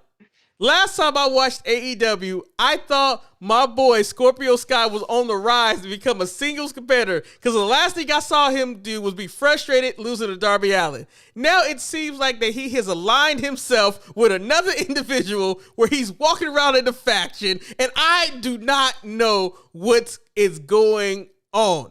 Like, well, Eric, this is the second week now. They've not actually been walking around. What they've merely been doing is sitting in the peanut gallery, having their own possible own show, spitting hate at what they're watching. Because that's all we seem to get when we get shots from them up in the rafters, looking very perplexed and angry about what they're watching. Which is why I want them to be the Muppet Show, where it's the two old men spitting hate. Can I argue and say that AEW has the worst, like, I'm bringing in new talent and signees and surprise appearances policy or whatever. They brought in Ethan Page. Ethan Page shows up at their pay-per-view as the special guest of the ladder match. He cuts a promo that's cut off by a basketball, vignette or whatever happened that went wrong in the TNT thing. And then he has a match on Dynamite, and then we never see him again because he's stuck on Dark. And then you have Big Show, who debuted, and I'm just saying Big Show should be on every week. But to see we got people, I have not seen Big Show since he said, I have top talent on the way here. That was the last time we seen Big Show. You would think he'd do backstage interviews every now and then he would show up. But no, I get fucking Sting every single fucking week. But Marcus, I think I would rather have Ethan Page treatment than the treatment of Christian Cage. And I get that you're being placed on TV each week, But when you're being recruited by Team Taz and they have the most bizarre backstage segment where Taz is telling Ricky Starks and Brian Cage that they got to stand in the back and it's going to be Hook and Will Hobbs go out there to recruit Christian Cage, and then Christian Cage like, Taz, you have been in a downward spiral, blah, blah, blah, and I'm not here to try to fix your problems. I'm here to win gold. I'm just like, man, I don't know what's going on with this show half the time. But at the end of the day, it wasn't that bad of a show. Will Hobbs, fat or fit, Eric? Fat. And the sad part about it, when he debuted, he was actually a little bit in better shape. He has let himself go as time has gone on. Time after time. But and Marcus, hold on. I'm raising my hand. As you pointed out, you said big surprises. Callis said in his beginning that was just the beginning, and it will be another surprise again. Marcus, does AEW need any more surprises? Oh no, he super kicked the cameraman, Eric. Don't forget that. Maybe they have Hangman Page join the Elite. Maybe Cody will join them. Who knows? Statlander returned to and beat up Amber Nova. Cody's got his own problems. And the bitch ain't What won. What is Cody even doing? He's being his wife is about to give birth, man. Isn't he feuding with QT Marshall? So Manny, you know what that means, right? How the mighty have fallen. Manny, you know what that means, right? You're getting Anthony Ogogo going against Cody Rhodes soon, man. You're getting that. Oh, fuck's sake. Yep. For your country, man. Like that to exist. No. Do you know the story of the actual of what happened on Thursday? Was I was so busy at work, I kept texting Marcus, "Can we go a bit later today?" And because I finished work dead on like 5:30, and I was like, "I'm gonna start watching AEW now." And then I started watching on 2 speeds. So at some point it was 2.5, and then I was just like, and then I was like to Marcus, I think I'll make 7. I think I'll make 7 or 11 his time. And then he was like, how fast? How were you watching this? That I was able to finish. I was like, I made it 20 minutes to spare, and I was just like, why did I rush to watch this damn show? Yeah, I mean, like, it wasn't a bad show. I mean, and I'm ready to end this discussion. Marcus or Manny, do you guys have any questions about anything about the show that I might have missed that you guys didn't get to hear my opinion on? Are we going to get more Matt Hardy main events now that he's your 5th favorite wrestler of all time? Matt Hardy's your top 5? Matt Hardy's been on my top 5 for a long time, Marcus. He's a ratings draw. No. I hope not. Who do you think is joining the Elite next? You got Cody? No, I would say Paige, if anyone. If he joins this whole show needs to fuck off. He's the only one that needs a character change, because this playing the drunk is not going anywhere. It's leading him to nowhere. So I've learned in my life that I didn't realize this, and and so many times I have always been saying that, I really wish wrestling had more factions and stuff like that. And at the end of the day, AEW gave me more factions, and I'm willing to admit that I was completely wrong. I don't need these factions. I don't need these people. They have too much stuff going on that it is driving me crazy watching them keep having people debut and becoming the fact. I don't know. And this wasn't a bad show, but everything was just so all over the place that it was crazy to me. It was just crazy. It's like WCW. You just never knew what was going on when they had their factions going and stuff. And I can understand how that is an attraction to like this new audience that likes to binge watch everything and stuff like that, because you never know what's going to happen. But like, it has no structure to me, and it's like it's just chaos after chaos. Do you think they're gonna be able to sustain their 1.2? And on the side note of NXT, which we haven't discussed, we're gonna get there next. Oh, we're still talking about them. Yes. So they're doing Hurricane Rounds off the top rope. Do you think either one is going to sustain their embellished numbers this week now that they're separate? I don't know what NXT numbers was. About 800, wasn't it? 800 something. I think NXT can maintain that. I also think NXT has a chance to improve it, because as I told you on a phone call, Marcus, I thought NXT was probably the most perfectly booked show this week, just in the aspect of trying to introduce people to NXT. And I'll explain that a little bit later. AEW, I don't know if you can. I think the Mike Tyson thing led to a bump in there. You know, let's see what Mike Tyson does. I just don't know. I don't know if they can keep it. I think they'll stay at 1 million and then they'll fluctuate like they have been when they've been fluctuating between 800 and up and down. I think their stopgap will be 1 million and it'll go up or down between them. I think they got it better. I believe you froze on my Skype screen. I don't know if you're okay or anything, but I hope everything is all that well with you. But wow. I thought they had a good. I think they got the luxury of 1 being alone finally, 2 Mike Tyson, 3 WrestleMania week where people have the excitement of all wrestling whatsoever, and 4 Steve Austin's podcast aired on the WWE Peacock on Sunday. So probably got some of them to sprinkle in at the same time. So it'd be tough to see. It'd be interesting to see if they'd be able to retain just 1.2 because they had a lot going for them this week. Next week I don't really see much, but they were advertising. I was like, oh, I need to see this at all. I think they've added a title match since to Dynamite, but I can't remember what it was. It was Darby versus Jungle Boy. Yeah, which could be a good match. That could be a really good match. That actually puts my butt in the seat right there. That makes me excited for next week to watch that. Something that didn't get me excited. Let's talk about NXT. In NXT, they rightfully started the way that you need to start their show off, and that's with your champion.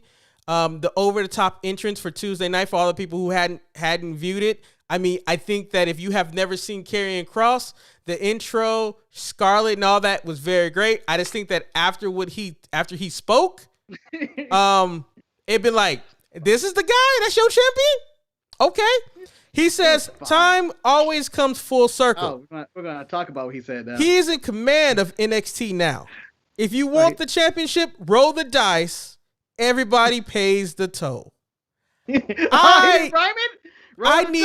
Because everybody pays the price. I need this title off this man right now, right away. Manny, I know you have negativity towards Karrion Kross, so I'm going to turn to you first so I can feel my own displeasure with this man. Did you like the way this opened up? People. No, I even thought, let me go check the internet perception of this view. Maybe it's just me that doesn't see it, and Eric who don't see it with this guy. Bleacher Report reviewed his segment D+. D+. Oh. That's an episode of Raw, ladies and gentlemen. D+. Who reviews a segment like that? Bleacher Report, Marcus. Bleacher Report. Max Kellerman, we'll give you a chance to speak. Keep speaking, man, and keep speaking the truth to the youth, man. Keep speaking the truth. It was just so bad. So I didn't enjoy any of it. I didn't believe any of it. All I was like all the weird looks you were getting from Scarlett when she was looking at him like he was like. Yeah, Scarlett wasn't even good this week. Scarlett, ever since NXT TakeOver, has really taken it down. I don't know. Maybe she got caught doing cocaine in the bathroom. Her last show was TakeOver. You can't say ever since NXT TakeOver. That was last week. One show. Marcus, I can say what I damn well please because I'm doing hurricanranas off the top rope in my dreams, damn it. But Marcus, go ahead and defend Kross. Go ahead, Marcus. Tell me how this did it for you. It didn't bother me. It was what it was. It was as expected. I wasn't blown away. Nor was I going like, wow, that's the guy. That's my guy. So much better than him. So much better than Finn Balor being there. No, it was just there. I wouldn't go on the record and be like, this is a D+. Nah, it's probably like average. No, it's a D+. It was a D+. But I mean, you have to start off with your champion. You have to start off with your champion. I get it. So then we go into the first match of the night. It's MSK defeating Killian Dane and Drake Maverick, which I thought was a solid match. I don't know if the audience is really behind MSK. I still like them. However, what really was important about this match is what took place afterwards. Imperium came down to the ring. It tried to appear that they were talking to Killian Dane. Instead, it was a clever ruse of a beatdown. Marcus, do you like this pivot of Imperium, Dane, and Maverick going on? They just kidnapped Dane, and I don't know what they're going to do. I thought, that Maverick may have been released, but then I was like, they did it last year. When they were talking about releases. Which would have made it more funnier if they did it this year as well. They did it again. Those sons of bitches, they ripped his heart out again. But I'm intrigued, but I'm curious where they're going with this Imperium because Walter seems to not want to be down here in America. and I don't appreciate the promo segment later in the night, the video was that they're looking to expand Imperium, which is more interesting. Yes. And Manny, I turn to you because I have a follow-up question. MSK, they don't truly have an opponent yet because the only tag team that could probably pursue them, they weren't on this week. Where do you go with MSK? Are they going to go after the grizzled young veterans, or what is their next plan of action? It'll be the Astronauts or Brizango because we need that entrance. I mean, because we need a real win. They need something to really solidify them as a competitor. Now, can we talk about my favorite moment of NXT? And I know this, I might be alone in this one, but I enjoyed this moment. You have Aaliyah and Robert Stone walking backstage, minding their own goddamn business. Better have my money. And he got this, and then Mercedes Martinez and Manny and Marcus. I know this money has been owed for at least 6 months. I think she left. It's not. It was recent. No, it's recent. It was like 3 weeks ago. Okay. Yeah, when they said, "I'm coming," I won't. This is just half of the money. Maybe that was all my money. Maybe it was during my hiatus, but I would say Robert Stone being strong arm for money that is owed to Mercedes Martinez might have been the most entertaining thing. And then if I was drinking water, I would have spit out the water when Jessica Kamea stepped up to protect him. And all she did was get in line for an ass whooping for Mercedes Martinez, who eventually got her money. Manny, I ask you this question. Would it have been more wise for Robert Stone to pay Mercedes Martinez the money, or did he need to let Kamea get her butt beat? Before Manny answers, I just want to say your cat's going to town on herself back there. Let the ask her do what she need to do.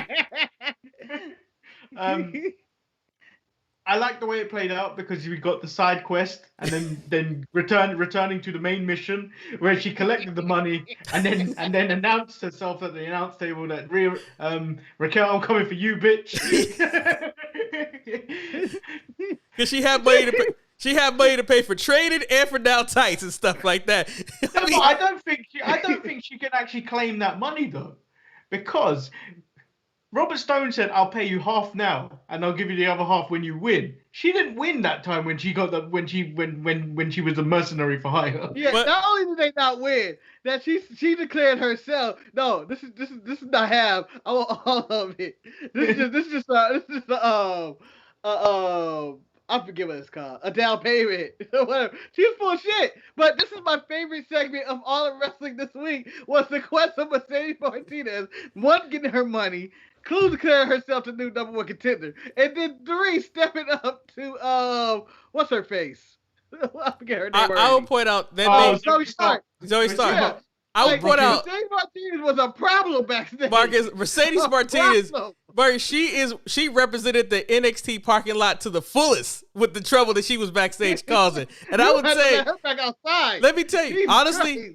that made my week on Tuesday. It made NXT my favorite show because of this. Like, it's a low-level character literally getting so much time, and she just made herself rise up the ranks slowly and slowly. First, she's dealing with Robert Stone. Then she gets her money. Then she's telling Zoe Stark and Raquel Gonzalez, "I'm going to beat your ass." Like, she did effectively what Britt Baker did, but in one night. And I enjoyed every second of it.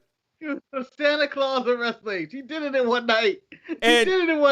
Speaking of doing something in one night, I think that this was the match that was a win-win situation for all parties involved. It was a win for NXT. It was a win to rebuild Kushida's character, and it was a win for Escobar because he can finally move on from the Cruiserweight title. Marcus, Kushida defeated... Where are we going to go? Marcus, Kushida defeated Escobar for the tag team title. Were you shocked? I was shocked. I thought it was a nice match, but then I shouldn't have been shocked with Shakita. Shakita? Who's Shakita? Black Kushida? Yeah, Black Kushida. Kushida's black daughter that he never wants to acknowledge, but she's out there. She's out when he came out the new tights, I should have known he was winning. But I thought it was a really nice match, and Escobar could take the loss. I mean, he did run the bingo for a bit, which is something I was gonna start saying on this show. Because if you don't know, you need to know. Because I run the bingo. Yeah, so I'm assuming they'll kick his ass next week. No, I feel that Escobar is bigger than the Cruiserweight title, and I think he can move on to face Gargano for the North American title with all the stuff that's going on, which also stole the way stole the night from Mercedes Martinez, but we'll get there. Manny, are you okay with Kushida being the new champion and Santos Escobar moving on to greener pastures? Well, I feel like I hope it elevates Kushida in some way. Because I feel he has achieved nothing since he's been at NXT, and he would have been cruiserweight champion a year ago had he not given his spot to Drake Maverick in that tournament for Drake to keep his job. Manny, I have a bit of bad news. Marcus, I'm sorry, I'm going to raise my hand, and Marcus, I will let you speak after I say what I'm about to say. That will be complete blasphemy to Manny in this situation. Manny, I feel this is a how would I call it? I can't remember the exact term, but Kushida is a paper champion for the real champion that they're going to put the belt on, because I think we have seen the rise of Swerve Scott, and I think Isaiah Swerve Scott will be taking the Cruiserweight title from Kushida, and they just didn't want it to be happen to Santos Escobar. And Marcus, I think you can see that momentum going too, because he was in the studio, Marcus. He was in the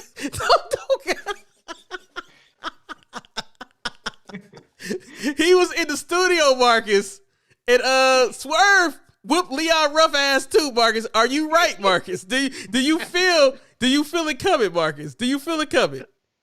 I'm feeling it coming, and I feel like this is the only thing that's gonna happen, and I am right all this time. I put my why is this emoji not working? Fuck it. I feel the right. It doesn't come up on our screen. It only comes up in our Skype chat. That's so disappointing. Because people were using emojis for reactions, and it's ridiculous. But yeah, maybe the transition for Swerve Scott to win the title and stuff. And only person that's missing out here is Jordan Devlin, who decided I'm gonna get on a plane and now I can fight for that cruiserweight title. You lucky I gotta leave. You don't have to leave. Manny, obligation to go back. It's not like Johnny Saint is calling you to come back anytime soon. Manny, I don't think Johnny Saint's alive anymore, you know.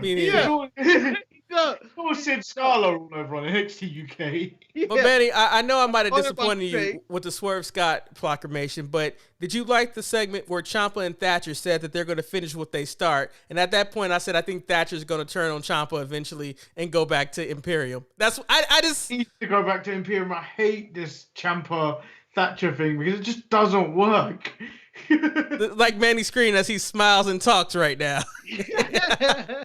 Being satellite, he speak ill. I would love to be being satellite on like ESPN, and they have a happy picture of me, and it's just me saying the most hateful shit on the man. This is all about the. Oh, by the way, shout out to the Dodgers for whooping those Padres' ass. It took them 2 days to do it, but we whooped that ass. We finally just stuck a bat and shoved it up there. David Price showed to be the man in the hour of the closing. Kenley blows another save again, of course, but we killed it last night. I'm not going to try to talk about baseball because we got a lot, but David Price might be my favorite pitcher because of his calmness and his way he fucks things up and then he gets it back together. Marcus, I don't need to ask you about Ciampa and Thatcher because I have something more important to ask you about. Raquel Gonzalez was having her celebration in the ring about her, her championship. Her girl Dakota Kai was up there praising her name. And then Frankie Monette debuted, Marcus, and interrupted. And Marcus, are you satisfied? The dog made his entrance and Frankie's there. How do you feel, Marcus? Just like Karrion Kross and Scarlett, the dog is the star.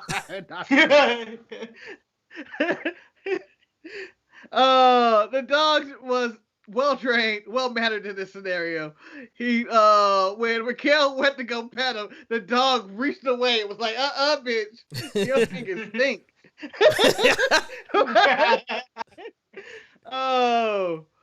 I enjoyed the segment. It was entertaining. It was fun. Montez did leave a comment on our NXT review that the dog's actual name is Prince Presley, or AKA PP. I just want to point out that Frankie Monette might be the most strange-looking woman I've ever seen. I don't like they posted her pictures on Instagram, and I was like, oh, okay, yeah. And I have so many things I want to say, but I don't want to be canceled, so I'm not going to say any of these. Manny, did you like the debut? Were you about to body shame a woman, were you, Eric? No, I was not going to body shame her, but I was going to do something far, far worse. And I'm not going to do it right now because I want to keep this show alive. But if you guys want me to do that, get this show up to 100 views. Manny, what did you think of Frankie Monet? Look at our views. It looks like we already been canceled. I don't know. I quite liked going the back and forward between in the Spanish. It was actually quite entertaining. Yeah. I quite liked that Raquel came out to a Goldbergler-esque entrance. But I think the moment that stole the night was when all three former NXT champions, who was currently main roster champions, who now like each other because they all got go, posed in the middle of the ring. I thought that was a great moment. Eric, Raquel is the real champion of NXT. The way she delivered that promo was way better than Karrion Kross at the beginning of the show. It was. Yes, it was. Manny, let's be real. Also way better than Rhea Ripley, too. Yeah. The only one she didn't beat was, Bianca, because Bianca had the passion. Well, Bianca had a story, a feel-good moment story to go along with. Where Michael Cole said 2 black women to main event. And I was like, oh, he didn't even say African-American women, but I guess black women was good enough because maybe they're not African. No, that's the second time he said it. He said it on WrestleMania as well. Oh. He's enjoying saying black women. They never mentioned it in the lead-up, though. In the lead-up to WrestleMania, they never mentioned it like it was a really big deal until after it happened. So, you guys, let me just tell you something right now. You know how I complained about the chaos in AEW and how I just couldn't stand all the chaos that went on? I will point out that NXT, they must know and they must tap into the chaos that I enjoy, because this main event was chaotic, but I enjoyed every minute of the way going against Shotzi, Ember, Dexter, and Bronson Reed. I mean, from the story that they set up, that Indy had her intention from the match was, I'm going to fuck Dexter Lumis tonight. And as Marcus told me on the phone, Dexter Lumis like dead women. I don't know where That's not what I said. Jesus Christ, have you ever think? I said he needs to be investigated, and I wouldn't be shocked if he came out years later and was considered like Bill Cosby and was date raping because he liked his women unconscious. Manny has raised his hand. I need Candice LeRae versus Bronson Reed. I need that match. I need that match. There's history behind it as well, leading back all the way back to the takeover where he dropped Johnny and her off a ladder.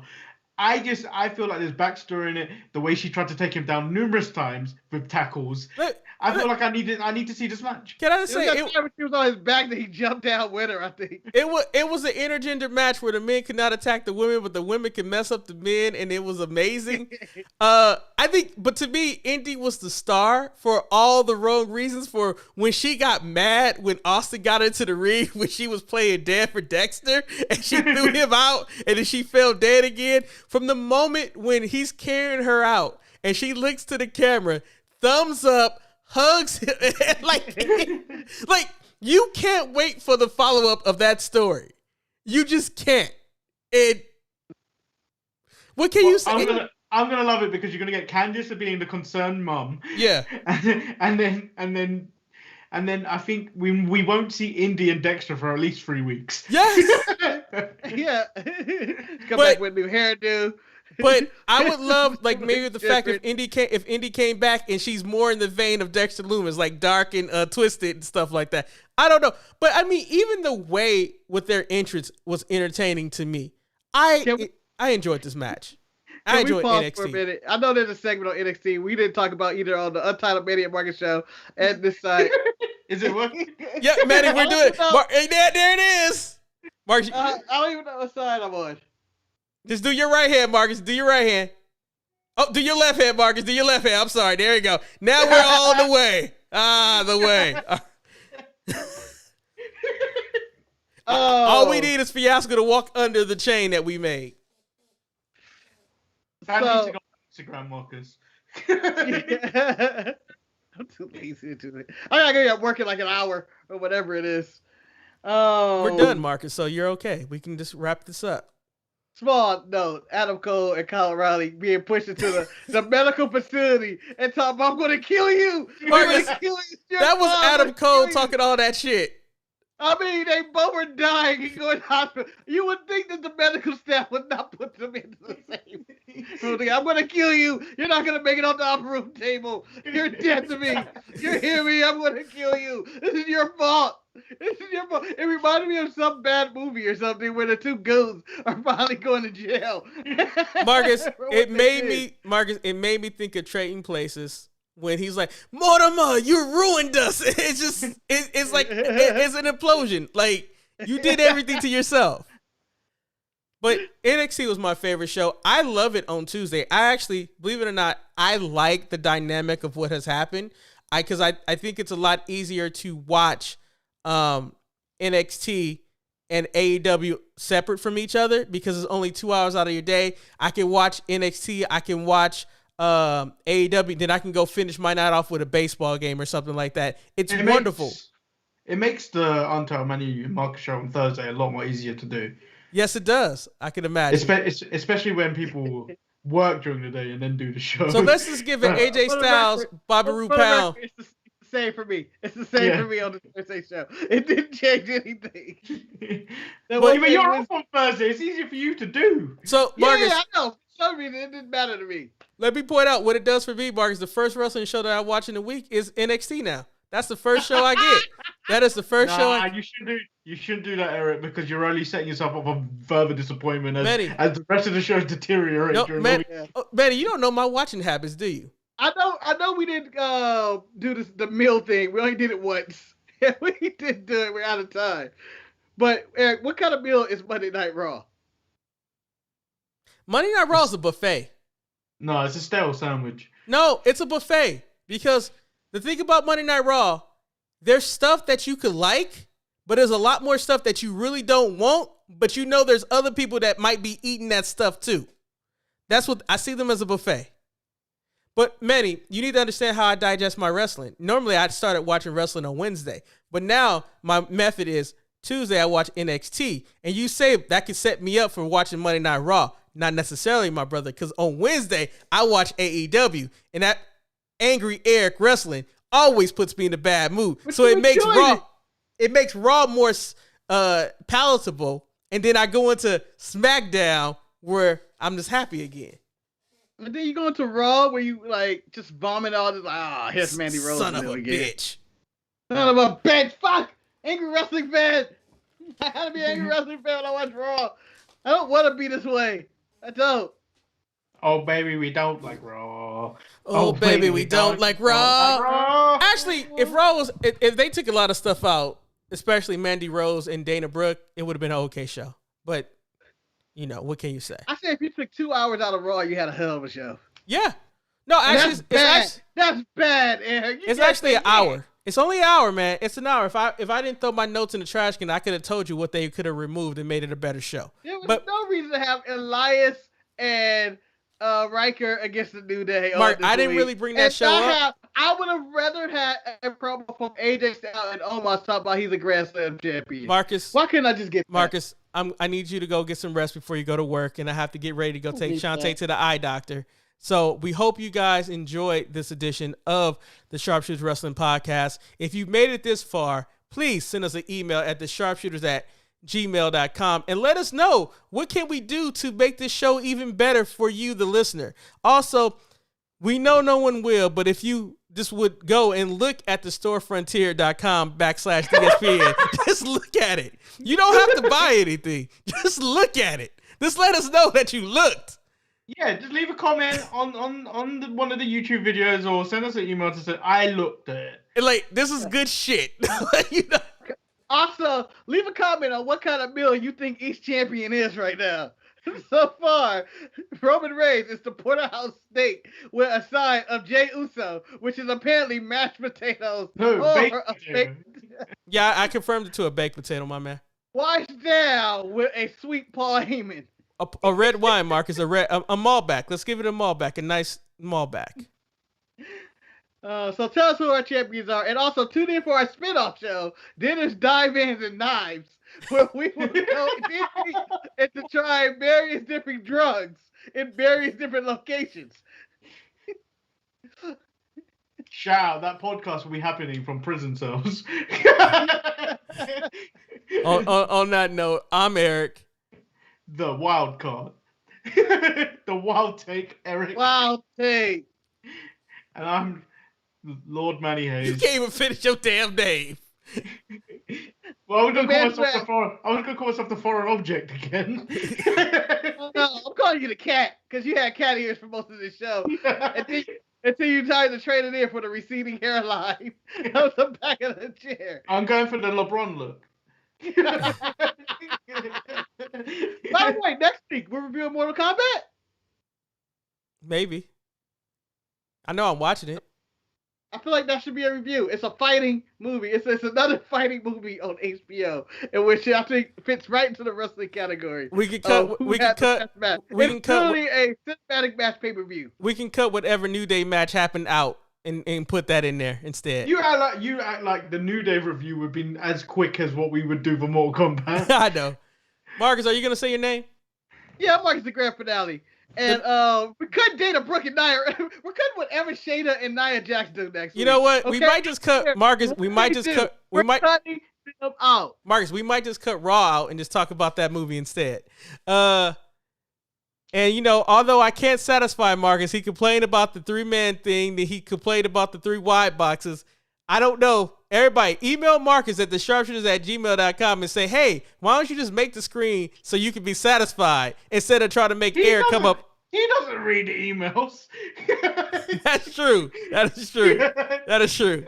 Eric, maybe I'm just like my mother because I'm never satisfied. That's a Prince reference from Purple Rain for those who... Oh, no, that's Dove's Cry. That's Dove's Cry. Purple, baby. Until next week, stay sharp. We out. Wild take.